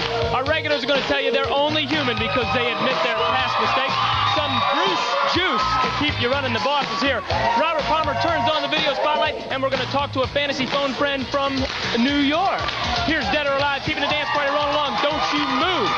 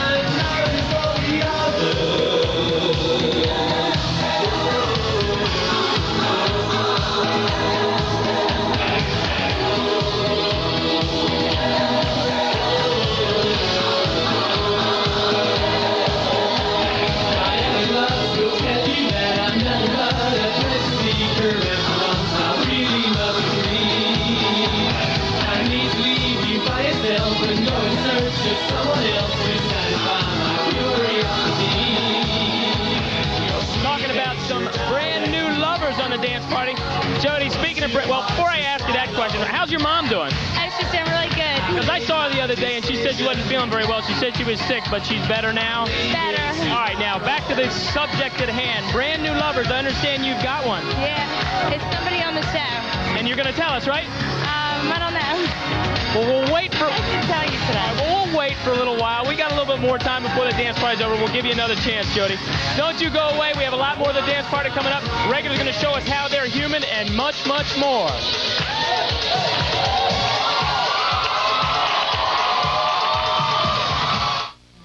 This USA Network program is brought to you by the Coca-Cola Company and your local bottler of Coke and Coca-Cola Classic. Celery and carrots and noodles. It's coming at you, the future is now. It's yours, you can get it. Coke has the taste, it's the taste of today. Come on, let it move you. Coke's the one that moves you. Gets the wings. You know you're gonna be swept away from lonely. Gets the way. Coke is the taste that you're after. Coke is the taste, it's the breakaway. Coke is the taste. It has two wheels and two sources of power, goes from 0 to 192 in one shift, and can take you places just standing still.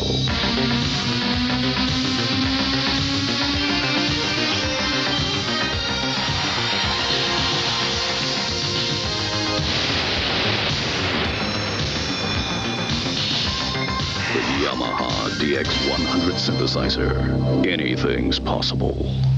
Master?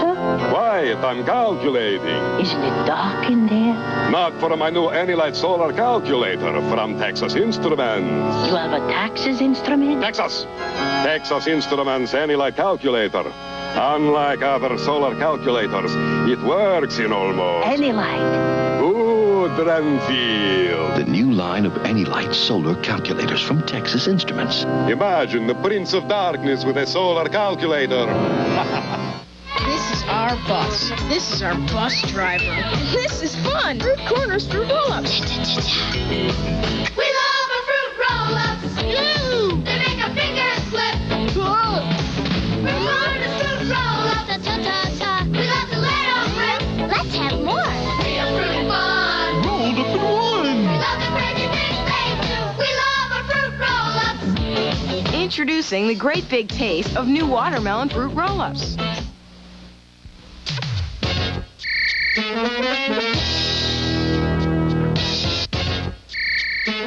Out of the big, beautiful map of the United States, that tells you it's fantasy phone friend time. Roseanne DiGiacomo from Bayshore, New York. Let's say hello. Hi, Roseanne. This is Dave Raymond from the dance party. Hi. How are you doing? Fine. Now, you said that Scott Hoover looks like Ricky Schroeder. Well, I have young Ricky Schroeder, better known as Scott Hoover, right here to talk to you. Here he is.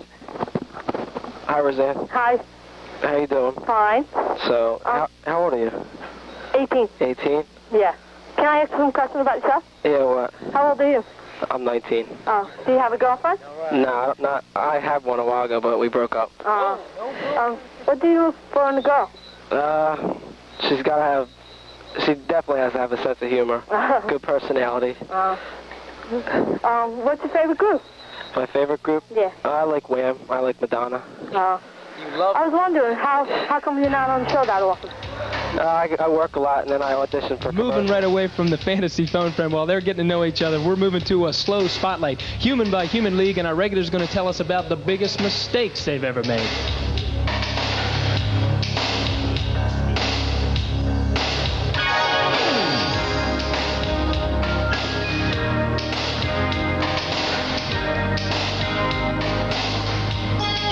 Rich and Kita are up first. Rich says not getting the license before from her prom, and Kita says not studying for the science test. Two tough things to deal with. Come on, baby, dry your eyes. Wipe your tears. Jason and Jody are up next. Jason says the worst thing he ever did was standing up Christina when they first met. Jody says smashing her mom's car. Shame on you, Jody.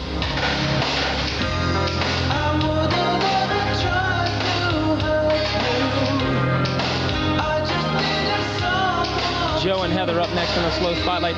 Joe says blowing out his DJ equipment was a real bummer and he felt bad about that. Heather says not bringing her camera to the prom. I'm only human, a flesh and blood,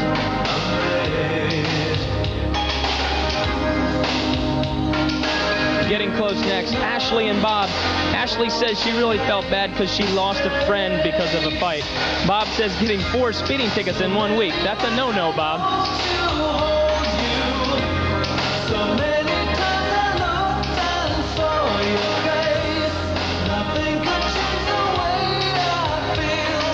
No one. Snuggling next on the dance party, Andre and Diana. Andre says eating 8 slices of pizza before the show was his biggest mistake. Diana was saying not dating Andre. That's nice, Diana.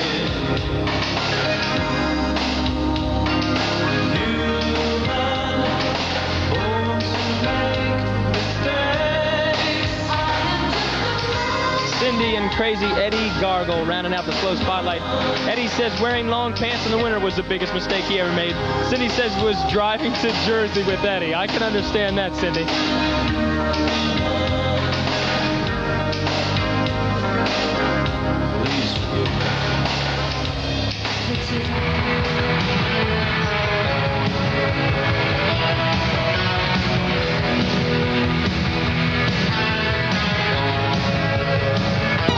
You're watching USA, America's all-entertainment network.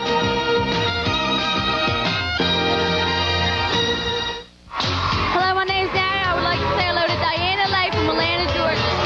Hi, Eddie Gargle, 18. I'd like to say hi to Dawn Cooper from Paulsboro, New Jersey. And I'm Dave Raymond. It's Monday and time for your dance party, USA.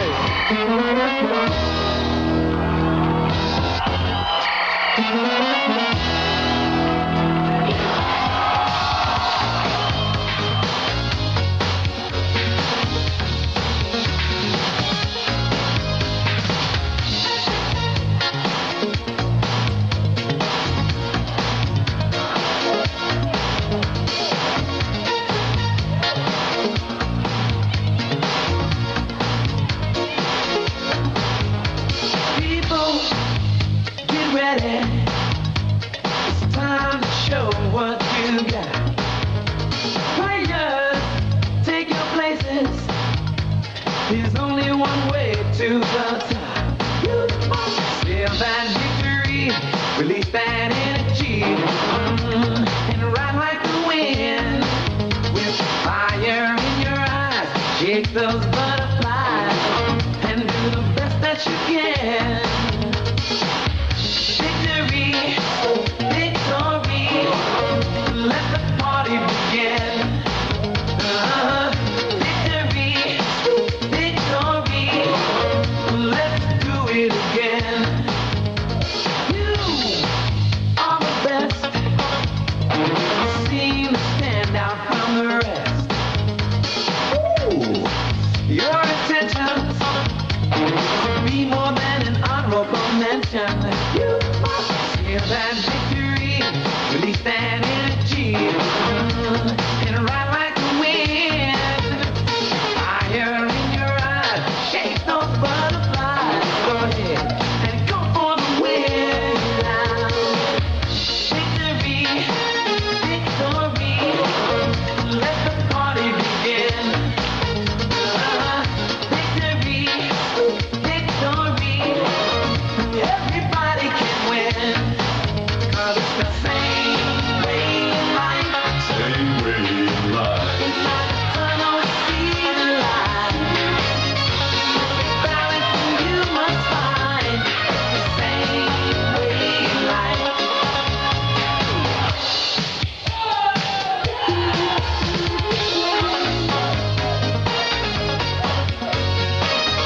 Victory, Cool and the Gang. Everybody wins when you join the dance party. Glad to see you today. Hope you had a good weekend. You're going to see no evil as Purple Power reigns with a kiss from Prince today. Hojo is in the video spotlight, and Eddie O'Neill has got to be a lover as he strikes lightning. We're going to keep things rolling on the dance party. Here is Run DMC.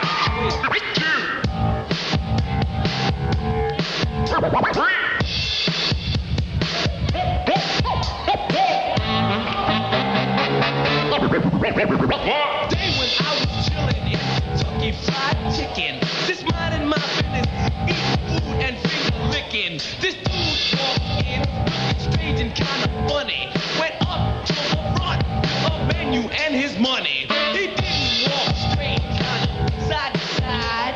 He asked this old lady, Yo, is this Kentucky Fried? The lady said, yeah, smiling. He smiled back. He gave a quarter and his order. Small fry. Big Mac! You be illin'. Yo, illin'. What you tell I get? You be illin'. Illin'. You be illin'. Illin'. You be illin'. You want a ticket to see Dr. J. Front row seat. No pay. Radio in hand. Snacks by feet. Game's about to start. Kicking To the beat. You finally wake up. Doc's gone to town. Round his back to the roof. And scream, touchdown! You be illin'. Illin'. You be illin'. Illin'. You be illin'. Illin'. What you tell I get? You be illin'. The other day around the way I seen you illin' at a party. Drunk as a skunk, you illin', bucket in your left hand with Bacardi. You went up to this fly girl and said, Yo, can I get you she stand? smelled your breath and then she left you standing in your illin' stand. You be illin'. You know what your problem is?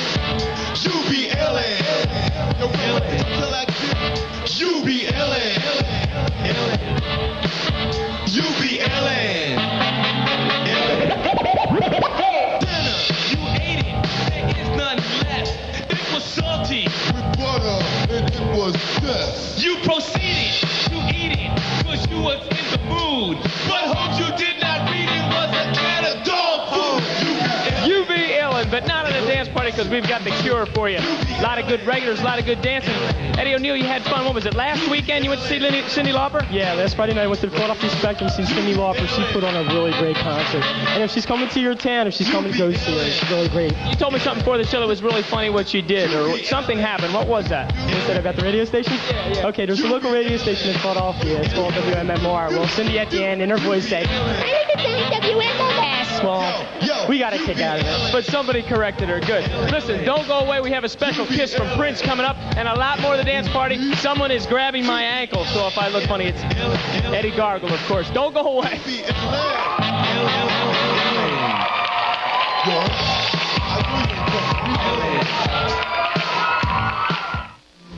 This USA Network program. With my official Purple Rain tour jacket, we introduce Prince's Kiss, and as you can see, things are a little different with the guy choice. It's a blindfold guy choice. They're going to pick out their special kiss blindfolded. Pisces, you're up. Who do you want to kiss? Lonnie Anderson. Well, Lonnie's not here. You're going to have to find somebody else.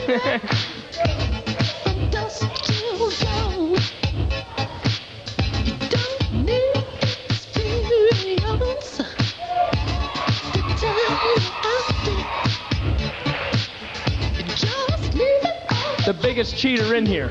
Eddie Gargle, don't you peek now. Who do you want a special kiss with? If it can't be Shirley, I guess it would have to be Melissa's sister, Diane. You're cheating. Put your...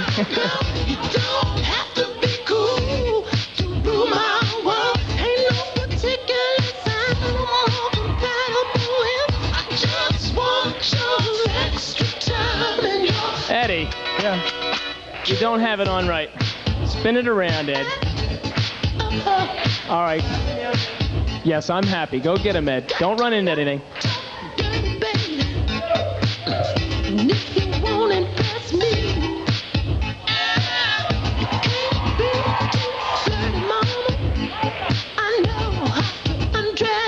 Okay, honor system. Close your eyes. Close your eyes right now. All right? Close them. Don't look up. Close them. No. Close your eyes. I trust you. Now go.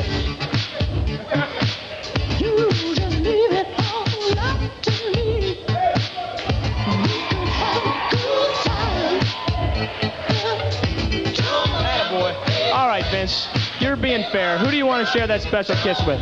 Well, I'm going to go out there and try to find Justine, but I doubt I'll be able to do it. Do your best. She's right in front.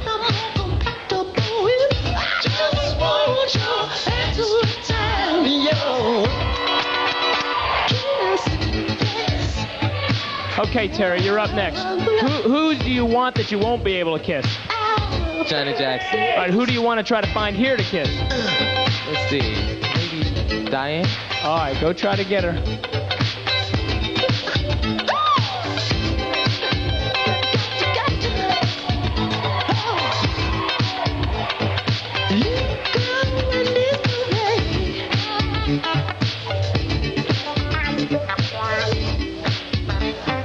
Hi, this is Natalie Recruity from the dance party. Hi, this is John Zingani from the dance party. Hi, this is GQ from the dance party. And I'm Holly Raymond, inviting you to become our fantasy. Oh, the dance party may be calling you.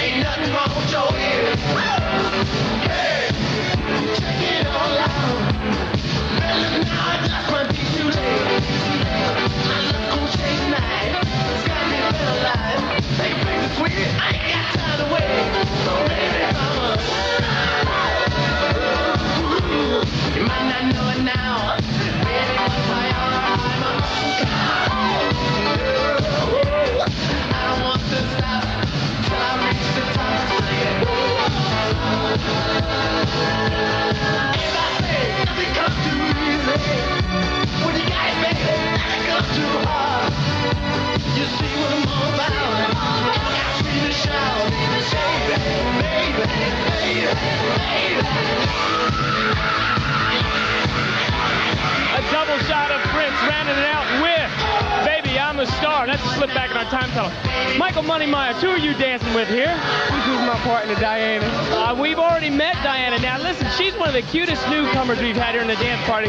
I just want to tell you, I heard a rumor that maybe you'd like to see Diana a little bit. I just want to tell you, you're going to have to get in line because you're about the 5th one that's told me that this week. You ready to go for the challenge? I'm ready. Okay, we'll check you guys out a little bit later. Don't you move. We got more of the dance party. We're coming up with your letters right after this. Don't go away.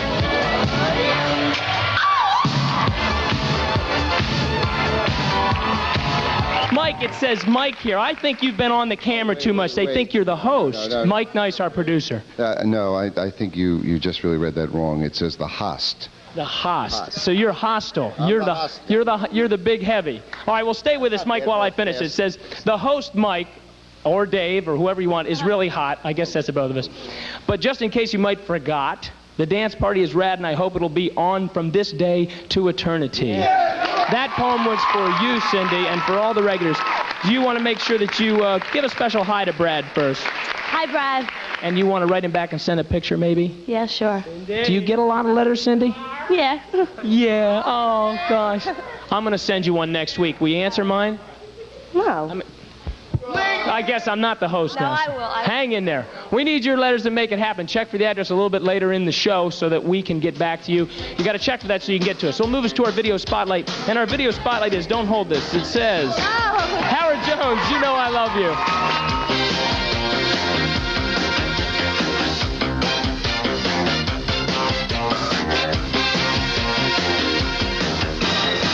You got the socket, and I got the plug. I am the floor, and you are the rug. I got the rhythm, and you got the beat. We feel it shake us from our souls to our feet. And you know I love you. You know I love you.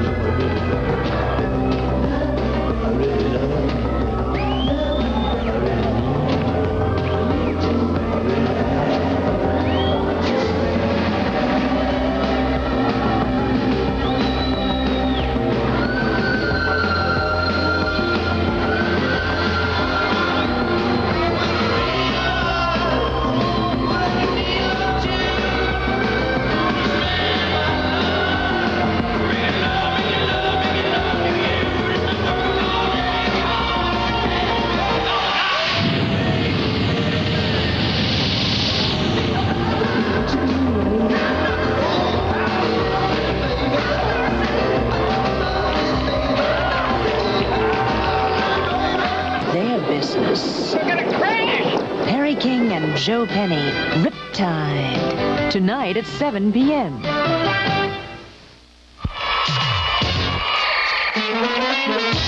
Our own idol, Billy Idol Eddie O'Neill. Super job, Eddie. I need some money now, and I'll have it made. Nah, you're going to do them for free from now on. We like you too much. Tomorrow is Tuesday. That means it's Fantasy Phone Friend time. Make sure you check in for that. We're going to be getting fresh for the weekend with a foot-long Megamix we're showing out. And is love forever, Cindy? Well, we don't know. That's why we have to check in on the love line. Our regulars shine with their wildest dance. And also next week, the holidays are coming up. We're going to have a special family Christmas Eve show and a little kids show for Christmas Day. Here's Wang Chung rounding out the dance party. We need you to make it happen. I'm Dave Raymond. See ya. So if you're feeling low, turn up your radio. The words we use are strong. They make reality. Now the music's on. Oh, baby, dance with me. Yeah.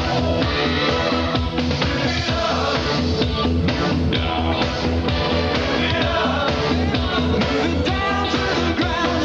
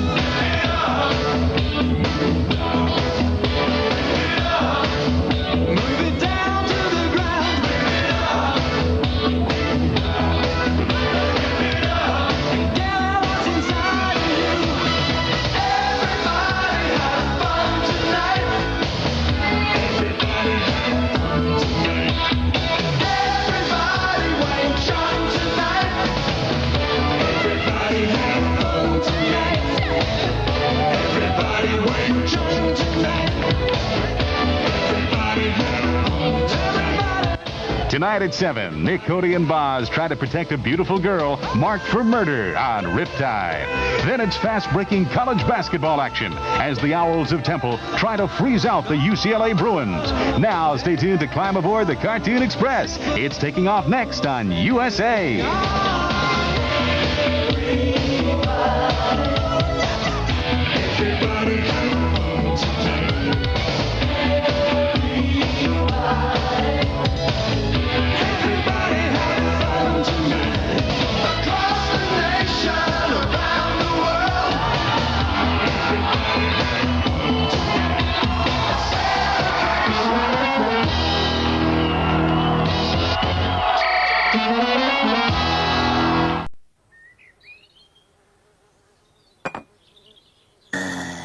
Goody two-shoes. Betty by Bo's time again. Good night, honey. Sweet dreams, dear.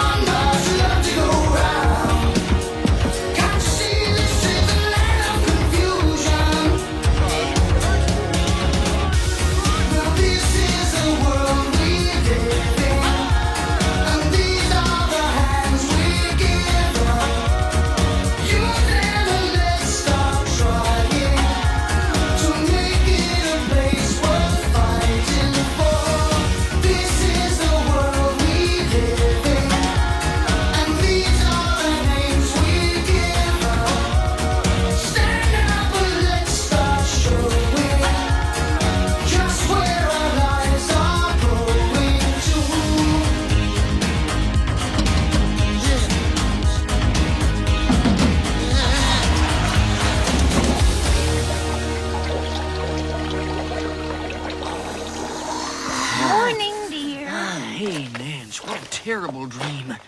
I am parched. That's better. I could use another one of those.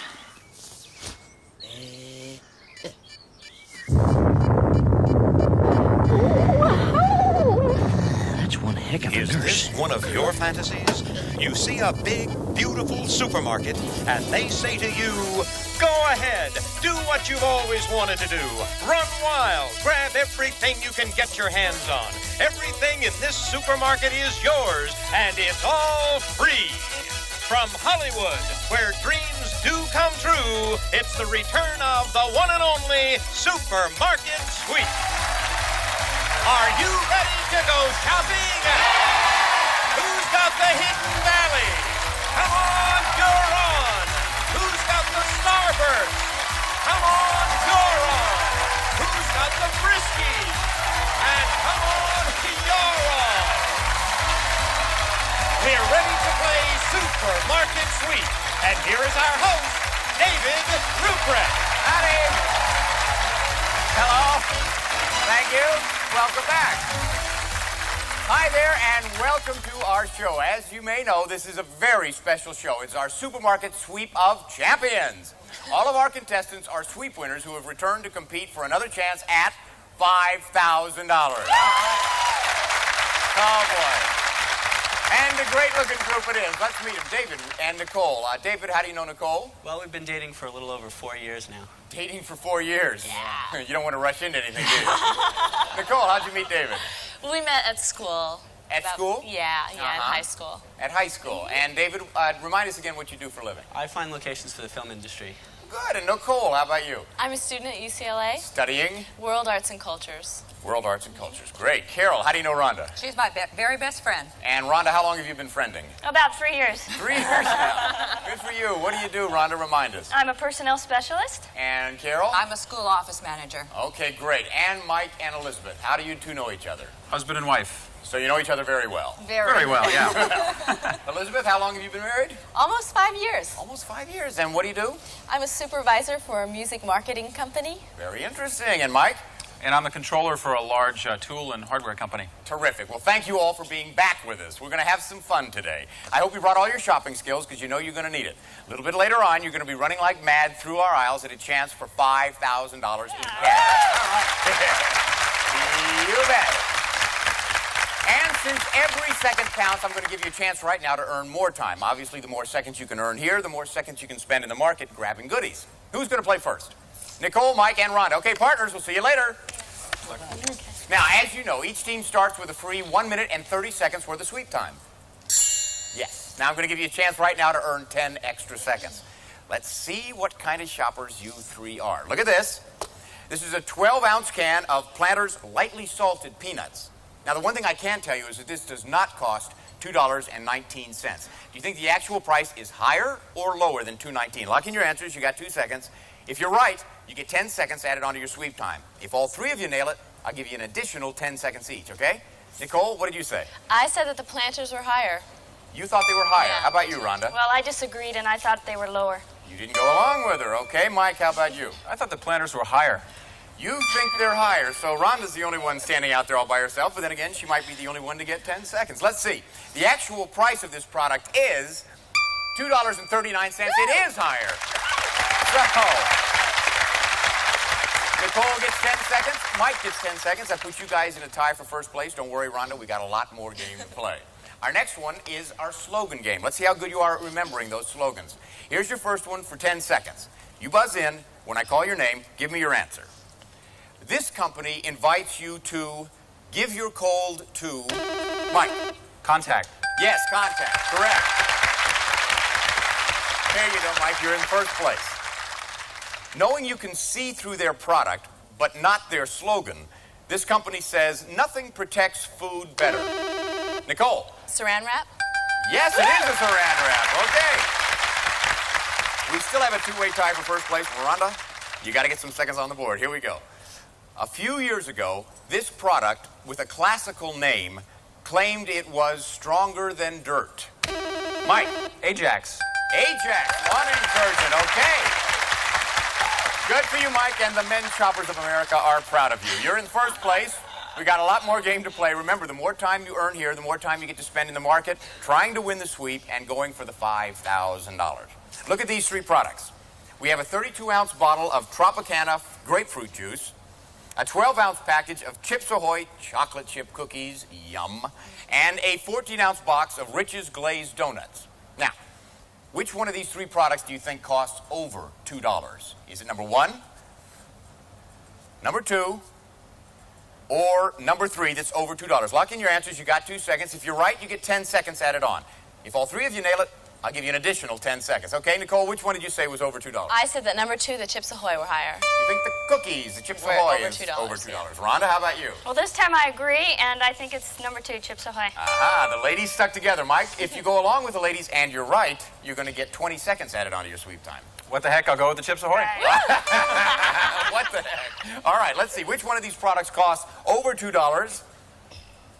It is the Chips Ahoy. It costs $2.35. There you go. You see, there's strength in unity after all. So we have Mike in the lead with 2 minutes and 20 seconds.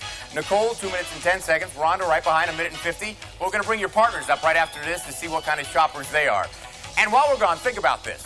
The year 1954 brought Americans 2 new conveniences. One of them cured boredom, and the other satisfied your appetite. I'll give you a hint. Both items are somewhat related. I'll tell you the answer right after this.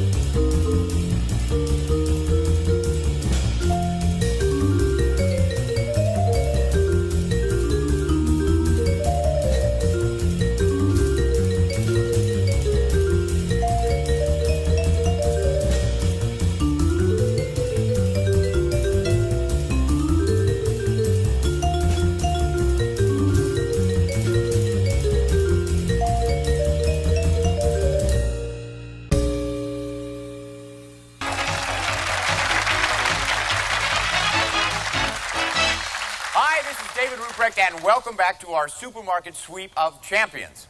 In 1954, RCA marketed the first color television sets, and Swanson offered the first frozen TV dinners. 1954. How did we ever live before that, watching black and white TV and actually having to cook? Oh, I can't imagine it. Let's say hello again to David, Carol, and Elizabeth. Welcome back. Okay, your partner started on your way, but it's our turn to see what kind of shoppers you three are. Look at these items. We have a 33-ounce bottle of Snuggle fabric softener, $1.49. A 64-ounce bottle of Goodwin's lemon ammonia, $1.29. And an 8-ounce can of Arm & Hammer powder fresh deodorizer, $1.54. Now, which one of these three products do you think is on sale? Is it number 1, number 2, or number 3 that's on sale? If you're right, you get 10 seconds added onto your sweep time. Now this time, since it's a little bit tougher, if all three of you are right, I'm going to give you an additional 20 seconds each, okay? David, which one did you think was on sale? I went with number 1, the Snuggle. You thought it was the Snuggle, okay? Carol? I went with number 3, the Arm & Hammer. You thought the Arm & Hammer was on sale. Elizabeth, did you agree with either of them? I went with number 1 also, the Snuggle. You and David agreed, thinking it was the Snuggle, okay? So Carol didn't agree with you guys, but also she could be the only one to win 10 seconds. Let's see which one of these three products is on sale. It's the Snuggle. It actually costs $1.70. Okay. So, David, that gives you 10 seconds. You've got 2 minutes and 20 seconds. Elizabeth, you've got 2 minutes and 30. Carol, here's your chance to earn some more time. This is our gourmet game. A correct buzz-in is worth 10 seconds. Get your hands on your buzzers. Which of the following recipes call for bacon in the recipe? Pesto sauce, carbonara sauce, or marinara sauce? David? Carbonara sauce. It is the carbonara sauce. Okay, David. That gives you 10 seconds. Are you Italian? A little bit. A little bit? Quarter. Which part? Never mind. Okay. Here's the next one. Oh, come on. Cut me some slack. Here we go. Here's the next one. If cheddar cheese appeared on your shopping list, which of the following could you prepare? Fettuccine Alfredo, potatoes au gratin. Carol? Potatoes au gratin. Yes, it is a potatoes au gratin. Okay, there you go, Carol. There you go. We still have a two-way tie for first place. And this is the third one. If I had a taste for marshmallows, would I find it in Cap'n Crunch cereal, Breakfast with Barbie cereal, or Lucky Charms cereal? David? Lucky Charms. It is the Lucky Charms. Good for you. Okay, that puts David in the lead with 240, Elizabeth right behind with 230. Carol, 2 minutes, but we're going to play the round-robin game now, so let's get your partners up here. Yes. Okay, Carol and Rhonda, as you know, this is the time when you can quickly add a lot of time onto your sweep time. Partners, stand by because you are up next. What I'm going to do is show you a scrambled up word of an item or a brand name sold in the market. Then I'll give you 3 clues relating to that product. All you have to do is buzz in, correctly identify the item or the brand name. You win 10 seconds for your team. Now, okay, hands on buzzers. Here's the first one. White. Imitation. David. Cool Whip. Let's see. It is the Cool Whip. Okay, James. Here's your next one. Non-dairy. Rhonda. Coffee Mate. Let's see. Yes, it is. Okay, Rhonda. James. There you go. That gives you 10 seconds. We've still got David and Nicole in the lead. Here's the next one. Star-Kissed. Carol. Tuna. No. David. Charlie Tuna. Let's see. It is a Charlie Tuna. Okay, James. All right, Rhonda, this is your last chance to get some seconds. Packets. Substitute. Rhonda. Equal. Whoa! What was that again, Rhonda? Equal. You bet it was.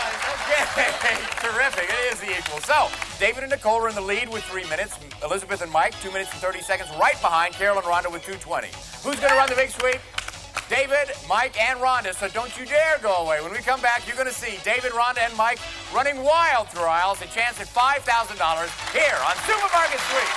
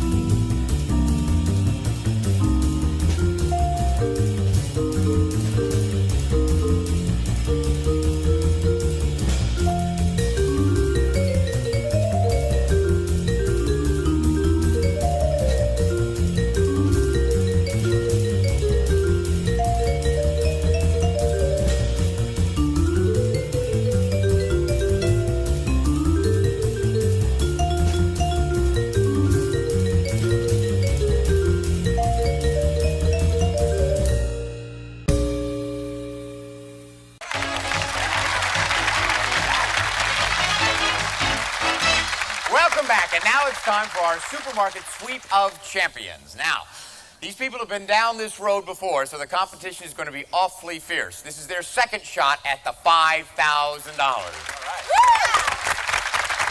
right. Okay, team number 1, Nicole and David, you have 3 minutes, so you start first. Team number 2, Elizabeth and Mike, you take off when the clock hits 2 minutes and 30 seconds. And Rhonda and Carol, you go at 2 minutes and 20 seconds. But no matter how much time you have, smart shopping is what makes all the difference. Just look around, people. Everything you see up and down these aisles is yours. Just grab anything that your heart desires and throw it in your cart. And be on the lookout for our supermarket sweep bonuses. They're worth anywhere from $50 to $200, but remember, only one to a customer. And I do have to warn you, you've got to be careful because we have a strange, weird, bizarre customer in our market today. Whenever you see him, you got to turn around and run the other way. And remember, at the end of the big sweep, our bell will ring. You must stop shopping and head back. The team whose runner has swept up the most money in merchandise and bonus prizes wins the game and the right to go for $5,000 in cash. Okay, runners, get ready. The clock is set at 3 minutes, and that's when David will take off. On your mark, get set. Go! There goes David, and here's our David, our very own market alien, Big Dave. Hey, this guy can't be all bad. After all, he likes potato chips. And this guy can't be all bad either. After all, he is a champion shopper. And look at him pick up those health and beauty products. Those small boxes of Advil really add up. But his partner Nicole is trying to warn him, and look who's coming up. It's Big Dave, and our Dave leaves, but here's champion shopper number 2. Mike entering the sweep. Let's see his shopping strategy. Well, he looks a little uncertain at first. Ah, but there he goes, boxes of shampoo. And here comes our 3rd champion shopper, Rhonda. Looks like she's headed for the end of the market. Oh, looks like Big Dave missed his chance. What does Rhonda want?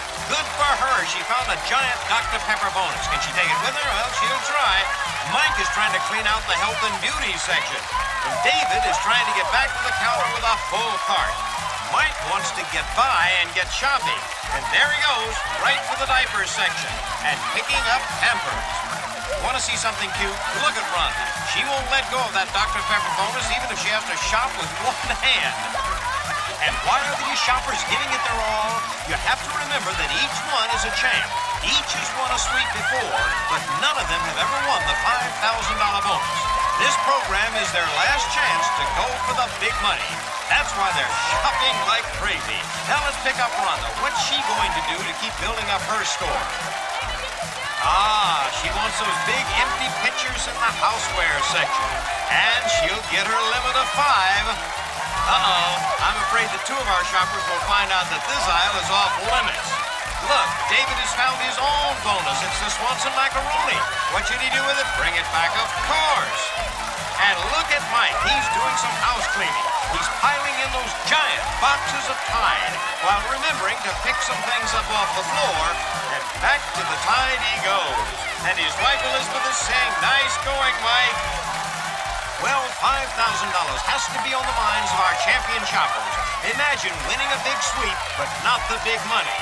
Well, we're giving them all a second chance, and they are making the most of it. Just look at Mike with a cart full of giant Tide, but looks like he's fucking where's the beef, and he's finding it. And you can be sure David isn't quitting. He wants those expensive fresh hams. They'll build up his score. And Rhonda, she's finding all kinds of ways to build up her score. She's got those expensive blocks of cheese, and now she wants some big cans of peanuts. Back at the counter, Elizabeth wants the bonus, and Mike brings back the Pepperidge Farm goldfish. And just in time, because this sweep of champions is about over. 4, 3, 2, 1.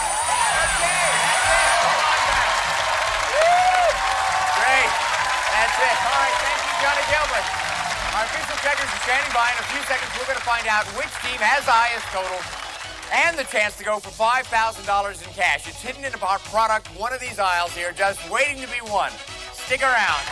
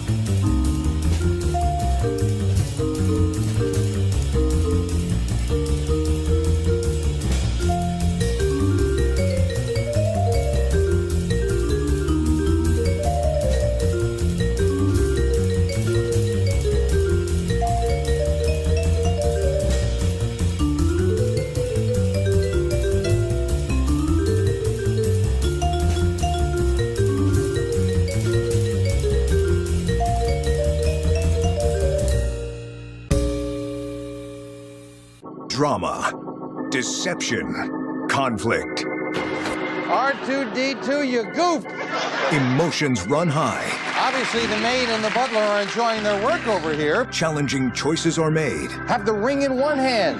Have the 500 in the other.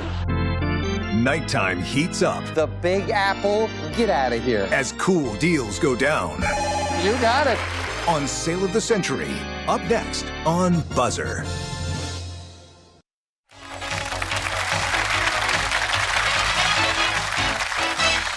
Back with our supermarket sweep of champions. Our official checkers have entered all the merchandise in the registers. We're now ready to hit those total buttons, which will automatically round off the totals to the nearest dollar.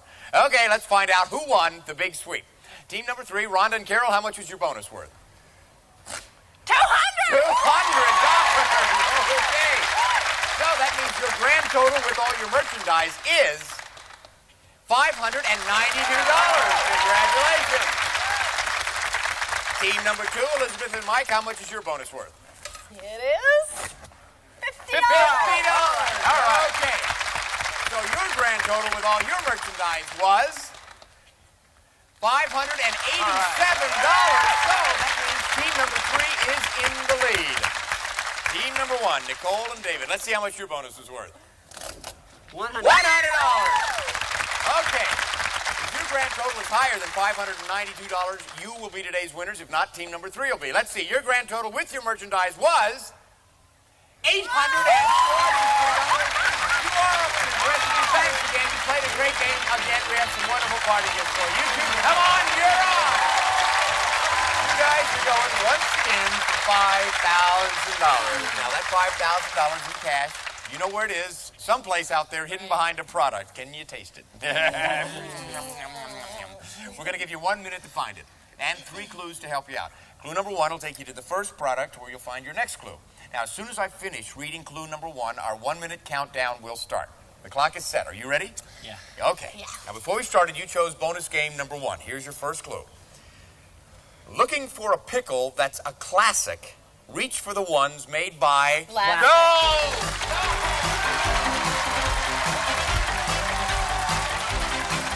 On here. Right here. Classic. It's over here.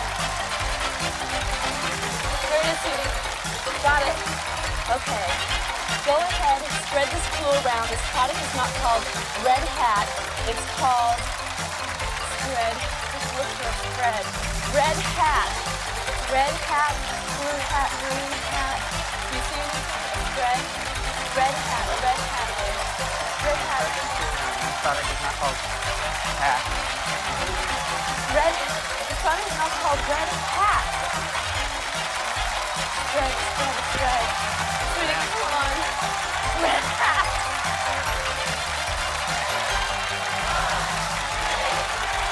Steven. I have no idea. What is this spread? Peanut butter. Oh, I'm sorry. Come on. I'm sorry, guys. Come on back. Come on back. I'm sorry. You know what you're looking for? Spread this clue around. It's not Red Hat, it's Blue Bonnet. You were looking for Blue Bonnet margarine. But you did find one product, so I'm going to give you $200 for that. Right. That added with everything you've won in your other 2 sweep runs, bonus rounds, gives you a grand total of $2,134. Congratulations. This is David Ruprecht saying goodbye from Supermarket Sweep. Now remember, the next time you're at that checkout counter and you hear that beep, think of the fun you could have on Supermarket Sweep. Supermarket Sweep wishes to thank Hughes Marcus for providing the supermarket contents.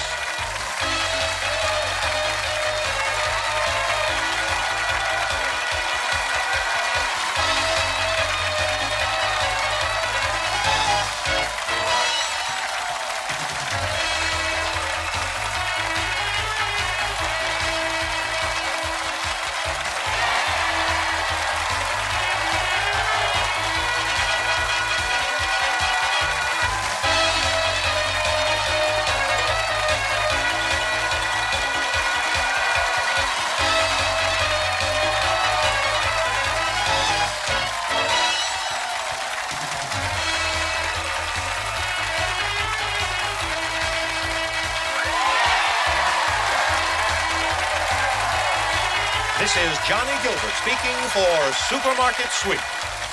Supermarket Sweep has been an Al Howard production.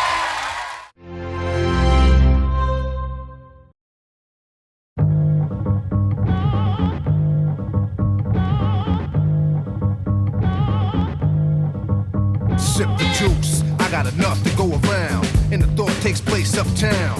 I grew up on a sidewalk while on street talk, and then taught to Hawk, New York. I go to Queens for Queens to get the food from Brooklyn. Make money in Manhattan and never been tooken. Go uptown to the Bronx and boogie down, get strong on the island, recoup and lay around. Time to build my juice back up, pop stack up, suckers get smacked up. Don't doubt the clout, they know what I'm about. I focus off, knocking it out, shaking them up, waking them up, breaking them up, breaking them up. Standing on shaky ground, too close to the edge. Let's see if I know the ledge.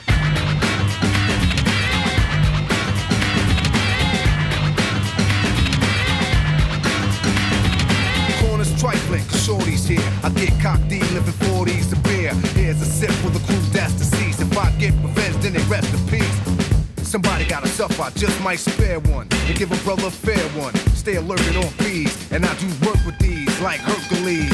Switch to southpaw, split your right jaw, cause I don't like y'all, I'm hyper nightfall. Smooth, but I move like an army. Bulletproof down, case brothers try to bomb me. Putting brothers to rest like Elliot Ness. Cause I don't like stress. Streets ain't a place for innocent bystanders to stand. Nothing's gonna stop the plan. I'll chill like Pacino, kill like De Niro. Black Gambino, die like a hero. Living on shaky ground, too close to the edge. Let's see if I know the ledge.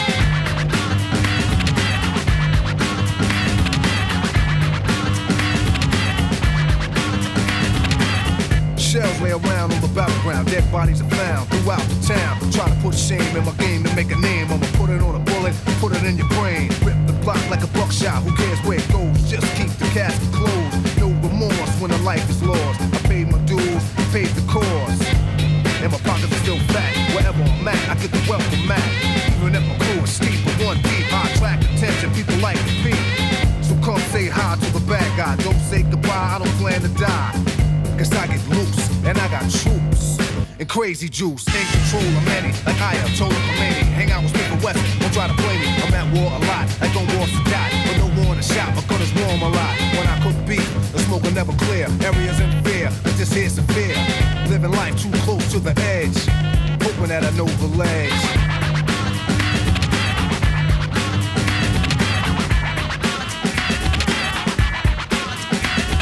Brand new morn, no time to yawn. Showers on, powers on. Late for school, I catch the train. Girl sip the style and whisper my name.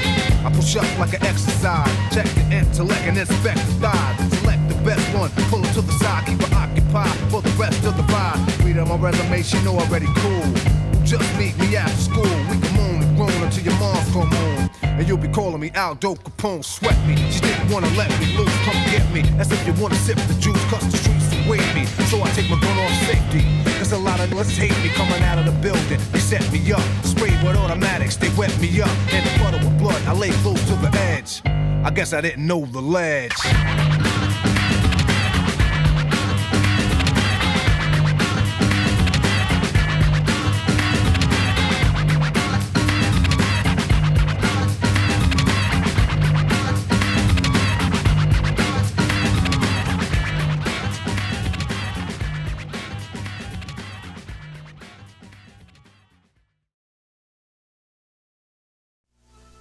You are the last electric knight.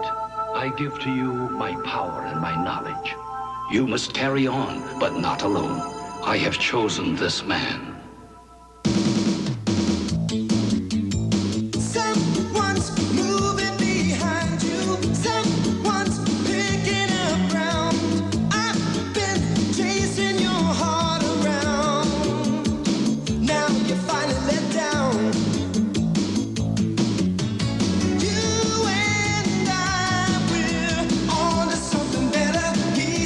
Together, side by side, we're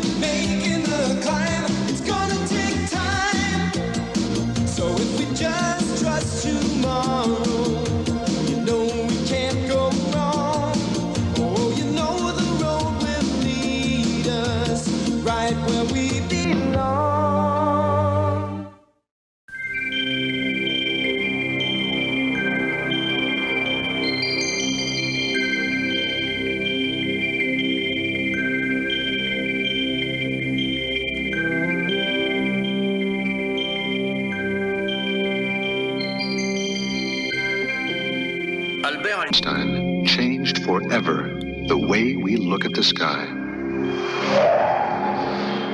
The way we think about time and space. And yet, when he was young, about the age of some of you, he wasn't really a good student.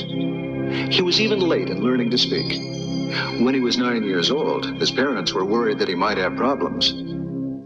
But, as we all know, he grew out of it and became what many people believe was the greatest intellect in history. So, when you're having trouble with that math problem, just remember the great Einstein once had trouble too. Okay, that's about it. The bus is waiting at the door. Let's move in an orderly. I said orderly. Hey, Wainwright, slow down. No running in the building. Come on, guys. Let's not stray behind. It's the official Albert Einstein bus. Come on, guys. Come on, I thought you were going to give us a piece of chicken. Leave us alone. All we want is a piece of thigh. Go away. I'll call the police. Oh, gee, they're never around when you need them. We just want you to enjoy your lunch, that's all. It's no big deal. Excuse me. Hey, beat it. I think you should leave those people alone. I said beat it. Come on, just leave them alone. That's it for you, egg roll.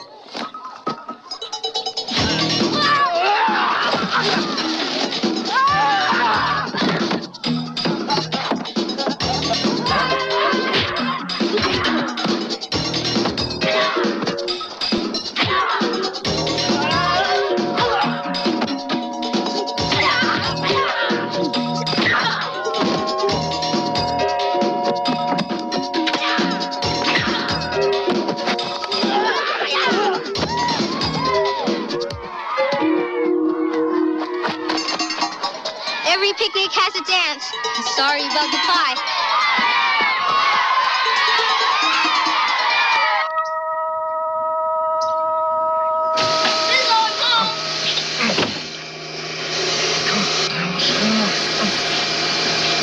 Rizzo!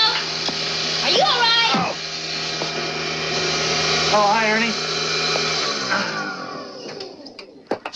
You didn't by any chance put some down this garbage disposal, did you? Like a pair of pants? No. Nothing in this building works, especially the landlord.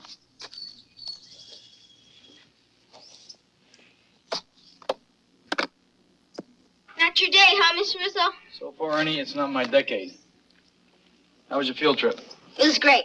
Larry Driscoll hung out of the bus window by his knees. Sounds very educational.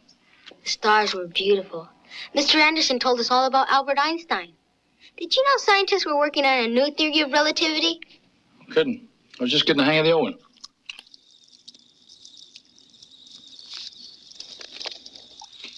Hey, no. It's my turn to do the dishes. It was your turn last night. You did them last night. Well, that's because you forgot. I didn't forget. I was just letting the dishes settle, you know? You got a lot to learn about bachelor life, Ernie. For instance, there's a thing called preventative eating.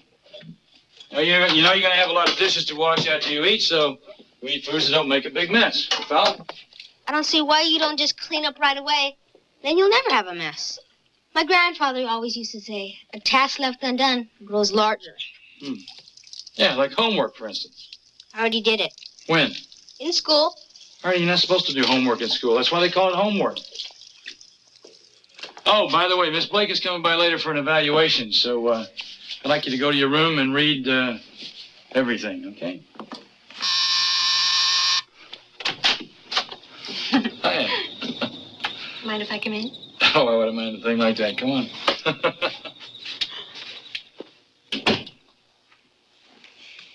Things are beginning to look, well, better here, Jake. You know, I had some serious doubts when we first placed Ernie with you. I mean, you have to admit your apartment looked like a bad fraternity house. Yeah, I used to have a woman came in once a week. Turned out she wasn't a maid. I really didn't want to get into it, but, you know, Mrs. Niedermeyer insisted I get into the subject of lady friends. Well, the boy's only 12. We're talking about your women. Oh. Now, come on, Jake. What about that beautician that lives out by the airport? Oh, well, I'm not seeing her anymore. You see, since Ernie's come into my life, I've set my sights a little higher. Well, I'm glad to hear that. You know, these single-parent situations can be really difficult. We're not trying to dictate how you choose your relationships, but we have an interest. If you know what I mean. Oh, yeah, I know what you mean. Yeah, as a matter of fact, the kind of woman that I'm looking for, Wells, bright, goal-oriented, blue-eyed. Getting back to Ernie. Is he doing his share of the chores around here? And mine, too. Yeah, to tell you the truth, that's the one thing that's been the hardest for me to adjust to. The boy is so good. You know, he knows so much for his age. He cooks. He picks up after himself. He picks up after me. He's driving me nuts. Well, things have a way of working out. Just have to have a little patience. Well, patience is my strong suit.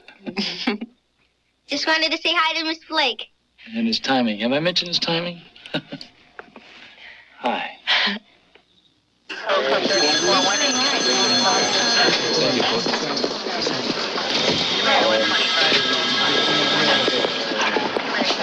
Do I look like a man that's just been fed to the city council? From certain angles, yeah. Well, I did the only thing I could think of. I fed you. Oh, thanks a lot. Hey, you're lower down in the food chain. I got a pension to think of. Later. 4 more condo knockovers last night. That guy's a magician. Had 12 B&Es in the same building. We don't know how he gets in, how he gets out. And no witnesses. Well, the TV guys are here. Oh, we'll just give them the no new leads but a suspect in custody speech. They've heard it. Tell them again. Rizzo, they hit the high rise again. I think the guy's still in the building. All right, let's go, Charlie. Ain't going out there. We have no new leads, but we have a suspect in custody.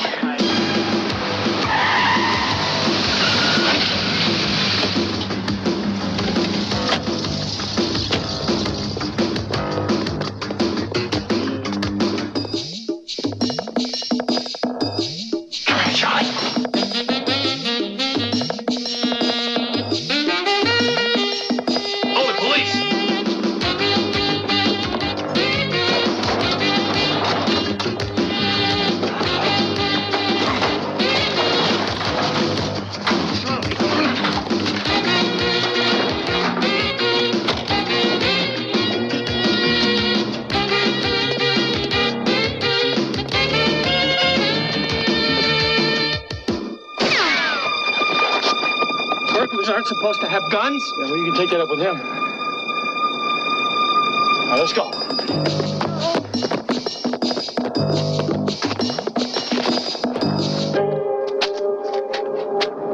You think he could have gotten back through that door? No, I don't think so. Well, he can't just disappear like that.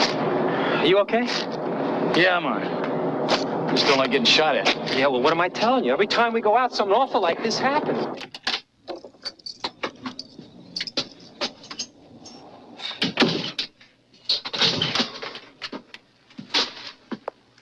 Hi, Miss Rizzo. It's my turn to cook tonight. Wait till you see it. You look tired. Can I get you something to drink? Yeah, might as well.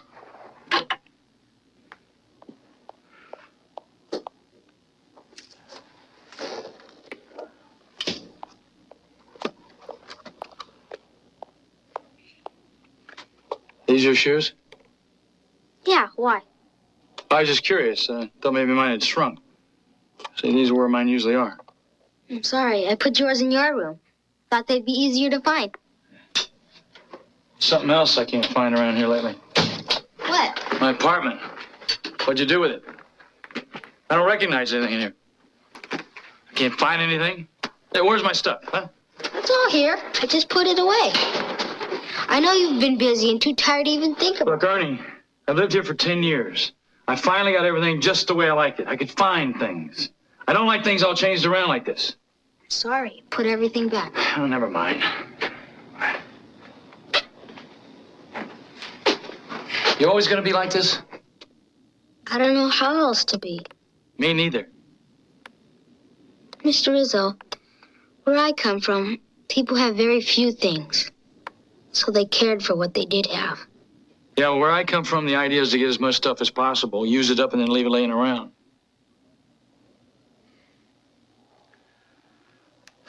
Ernie, we got a problem here. It's not you, it's me. I got shot at today, and a lot of things came into focus. You know, who I am, where I came from, who you are, where you came from, what your needs are, what you deserve. I'm not sure I can give it to you. Grandfather thought you could give it to me. Well, maybe he was wrong. I mean, how can I get close to you? I mean, I come home from work some night.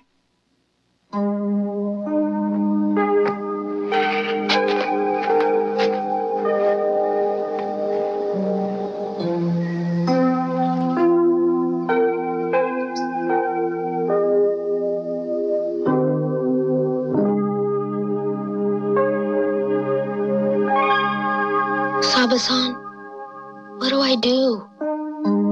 Why is it that I cannot please him? Even the river cannot move the largest stone, but the river must continue to flow.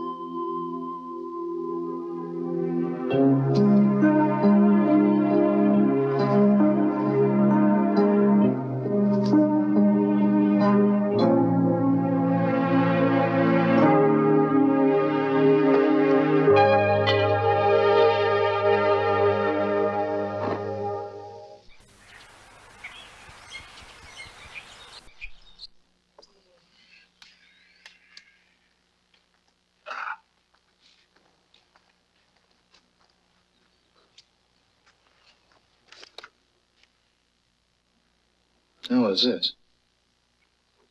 Ernie, what does this mean?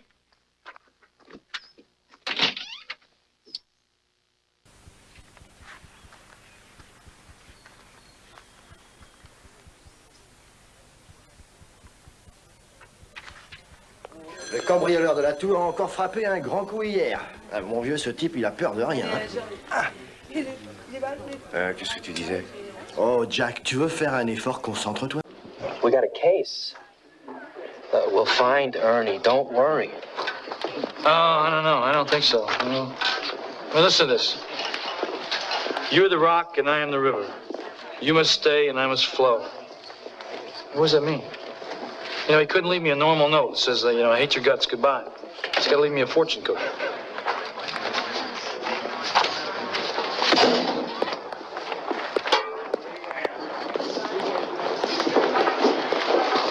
Oh, thank God. I'm glad you're here. Why? Something wrong? No, of course not. Why would anything be wrong? Listen, I just need your help with a little problem. Something's happened to Ernie. No, I don't think so. Actually, there's nothing really to be worried about. It's just probably he's gone. What? Look, don't get excited. I've already done that. He ran away from home? It looks that way, yeah. You were the rock and I am the river. You must stay and I must flow. Did you have an argument? What did you do to the boy? I didn't do anything to him. I said some things and he took them the wrong way, I suppose. Look, for 10 years I've been kicking indoors and dodging bullets. It naturally leads to a sort of bluntness in my manner. I mean, the kid's got to learn that he's living with a cop. You've got to learn you're living with a kid. You can't just throw him to the floor and frisk him every time something goes wrong. But you got to realize that I'm new at this. You know, Ernie's been a kid all his life. I've been a father for a couple hours. So you're really worried, huh? Not worried? Why should I be worried? I mean, he can take care of himself and a lot of other people at the same time. I'm worried. Just curious, that's all. You know, I'm not going out of my mind or anything. Hello. Yeah. We got a possible on your missing kid over on Montgomery, and we put your APB on the state wire, and we're doing a door-to-door on the west side. And the FBI wants a recent photo. Thank you. You tried milk cartons? Okay, I'm worried. No need. He's at my place. Why didn't you say so? Hey, you're the rock, and then you keep going with the flow. You put me through all that stuff you could have told me up front.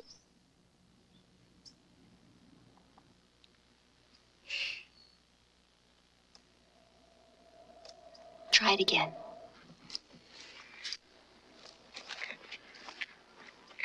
Is that how they were? Yeah, it's not even close. There's more than this. There. Can you live with that? I don't know. Well, could you stand it if they were all on the table? Yeah, I guess I could. See? We're making progress. A compromise. You just have to make allowances for the fact that Ernie was raised in a different culture. Sometimes I think he was raised on a different planet. At least it was a clean planet. Hey. People seem to think they can solve all their problems with big statements like love conquers all and that the little things take care of themselves. Well, they don't. In fact, if you work on the little things, usually the big things take care of themselves. Thank you, Mary Worth. It's a living. Miss Flake, I don't think I'm going to be needing this key anymore to your apartment. Well, Ernie, let's not be hasty. After all, you never know when you're going to need a place to run to on a cold, stormy night. It's a nice try. Mr. Rizzo, Yeah. I'm sorry I left home last night. I couldn't think of anything else to do. Oh, that's all right. Important thing is you're back. Last night you said you might not come home some night. That's true for everybody, not just the policeman. If you like somebody, you have to take the risk sometimes.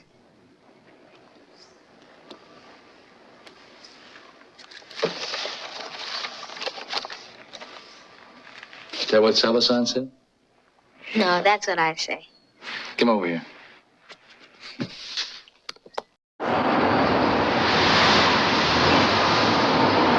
So you patched things up with the kid?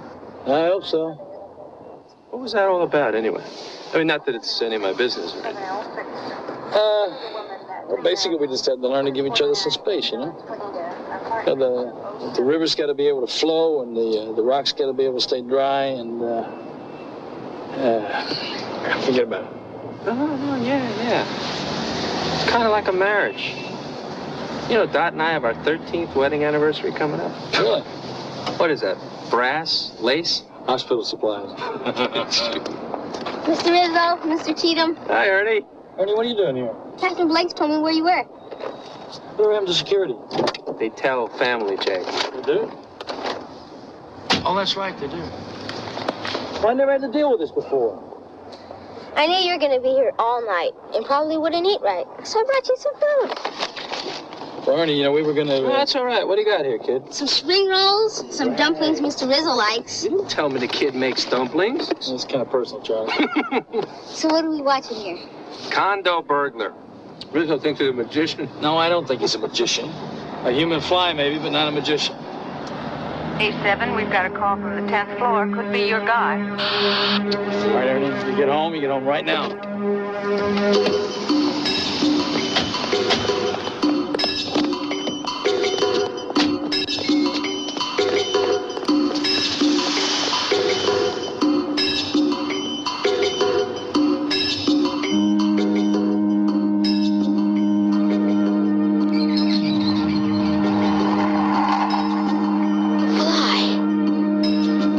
Catch a fly is to be quicker than the fly.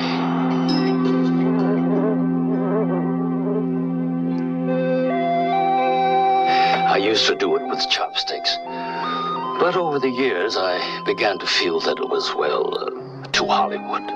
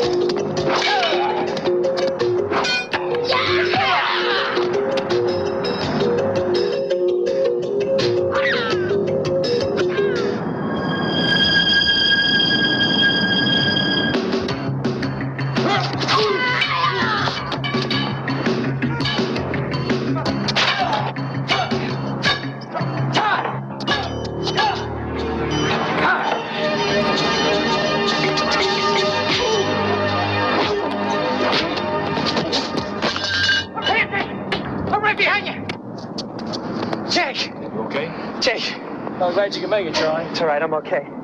Wow, he cooks, he cleans. Yeah, I think I'll keep him. Take care of that guy. Comment ça marche, le sport? Pas trop mal. Mais j'ai a little trouble on this section. Hey, didn't I tell you whenever you had a problem with homework, all you had to do was ask? I'm here to help. I just don't understand the theory of relativity. Relativity? You should be up to that already. What's wrong with these schools? Well, Mr. Anderson was talking about it on that field trip. So I checked this book out in the library. But it's hard to understand. Oh, okay.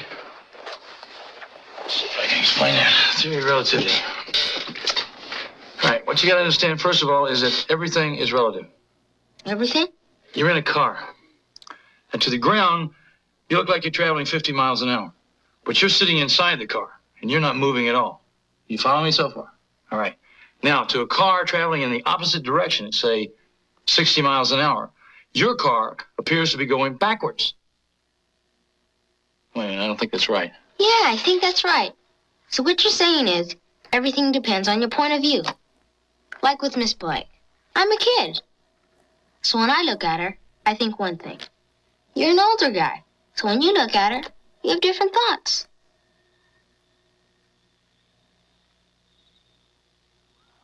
Let's get back to Einstein.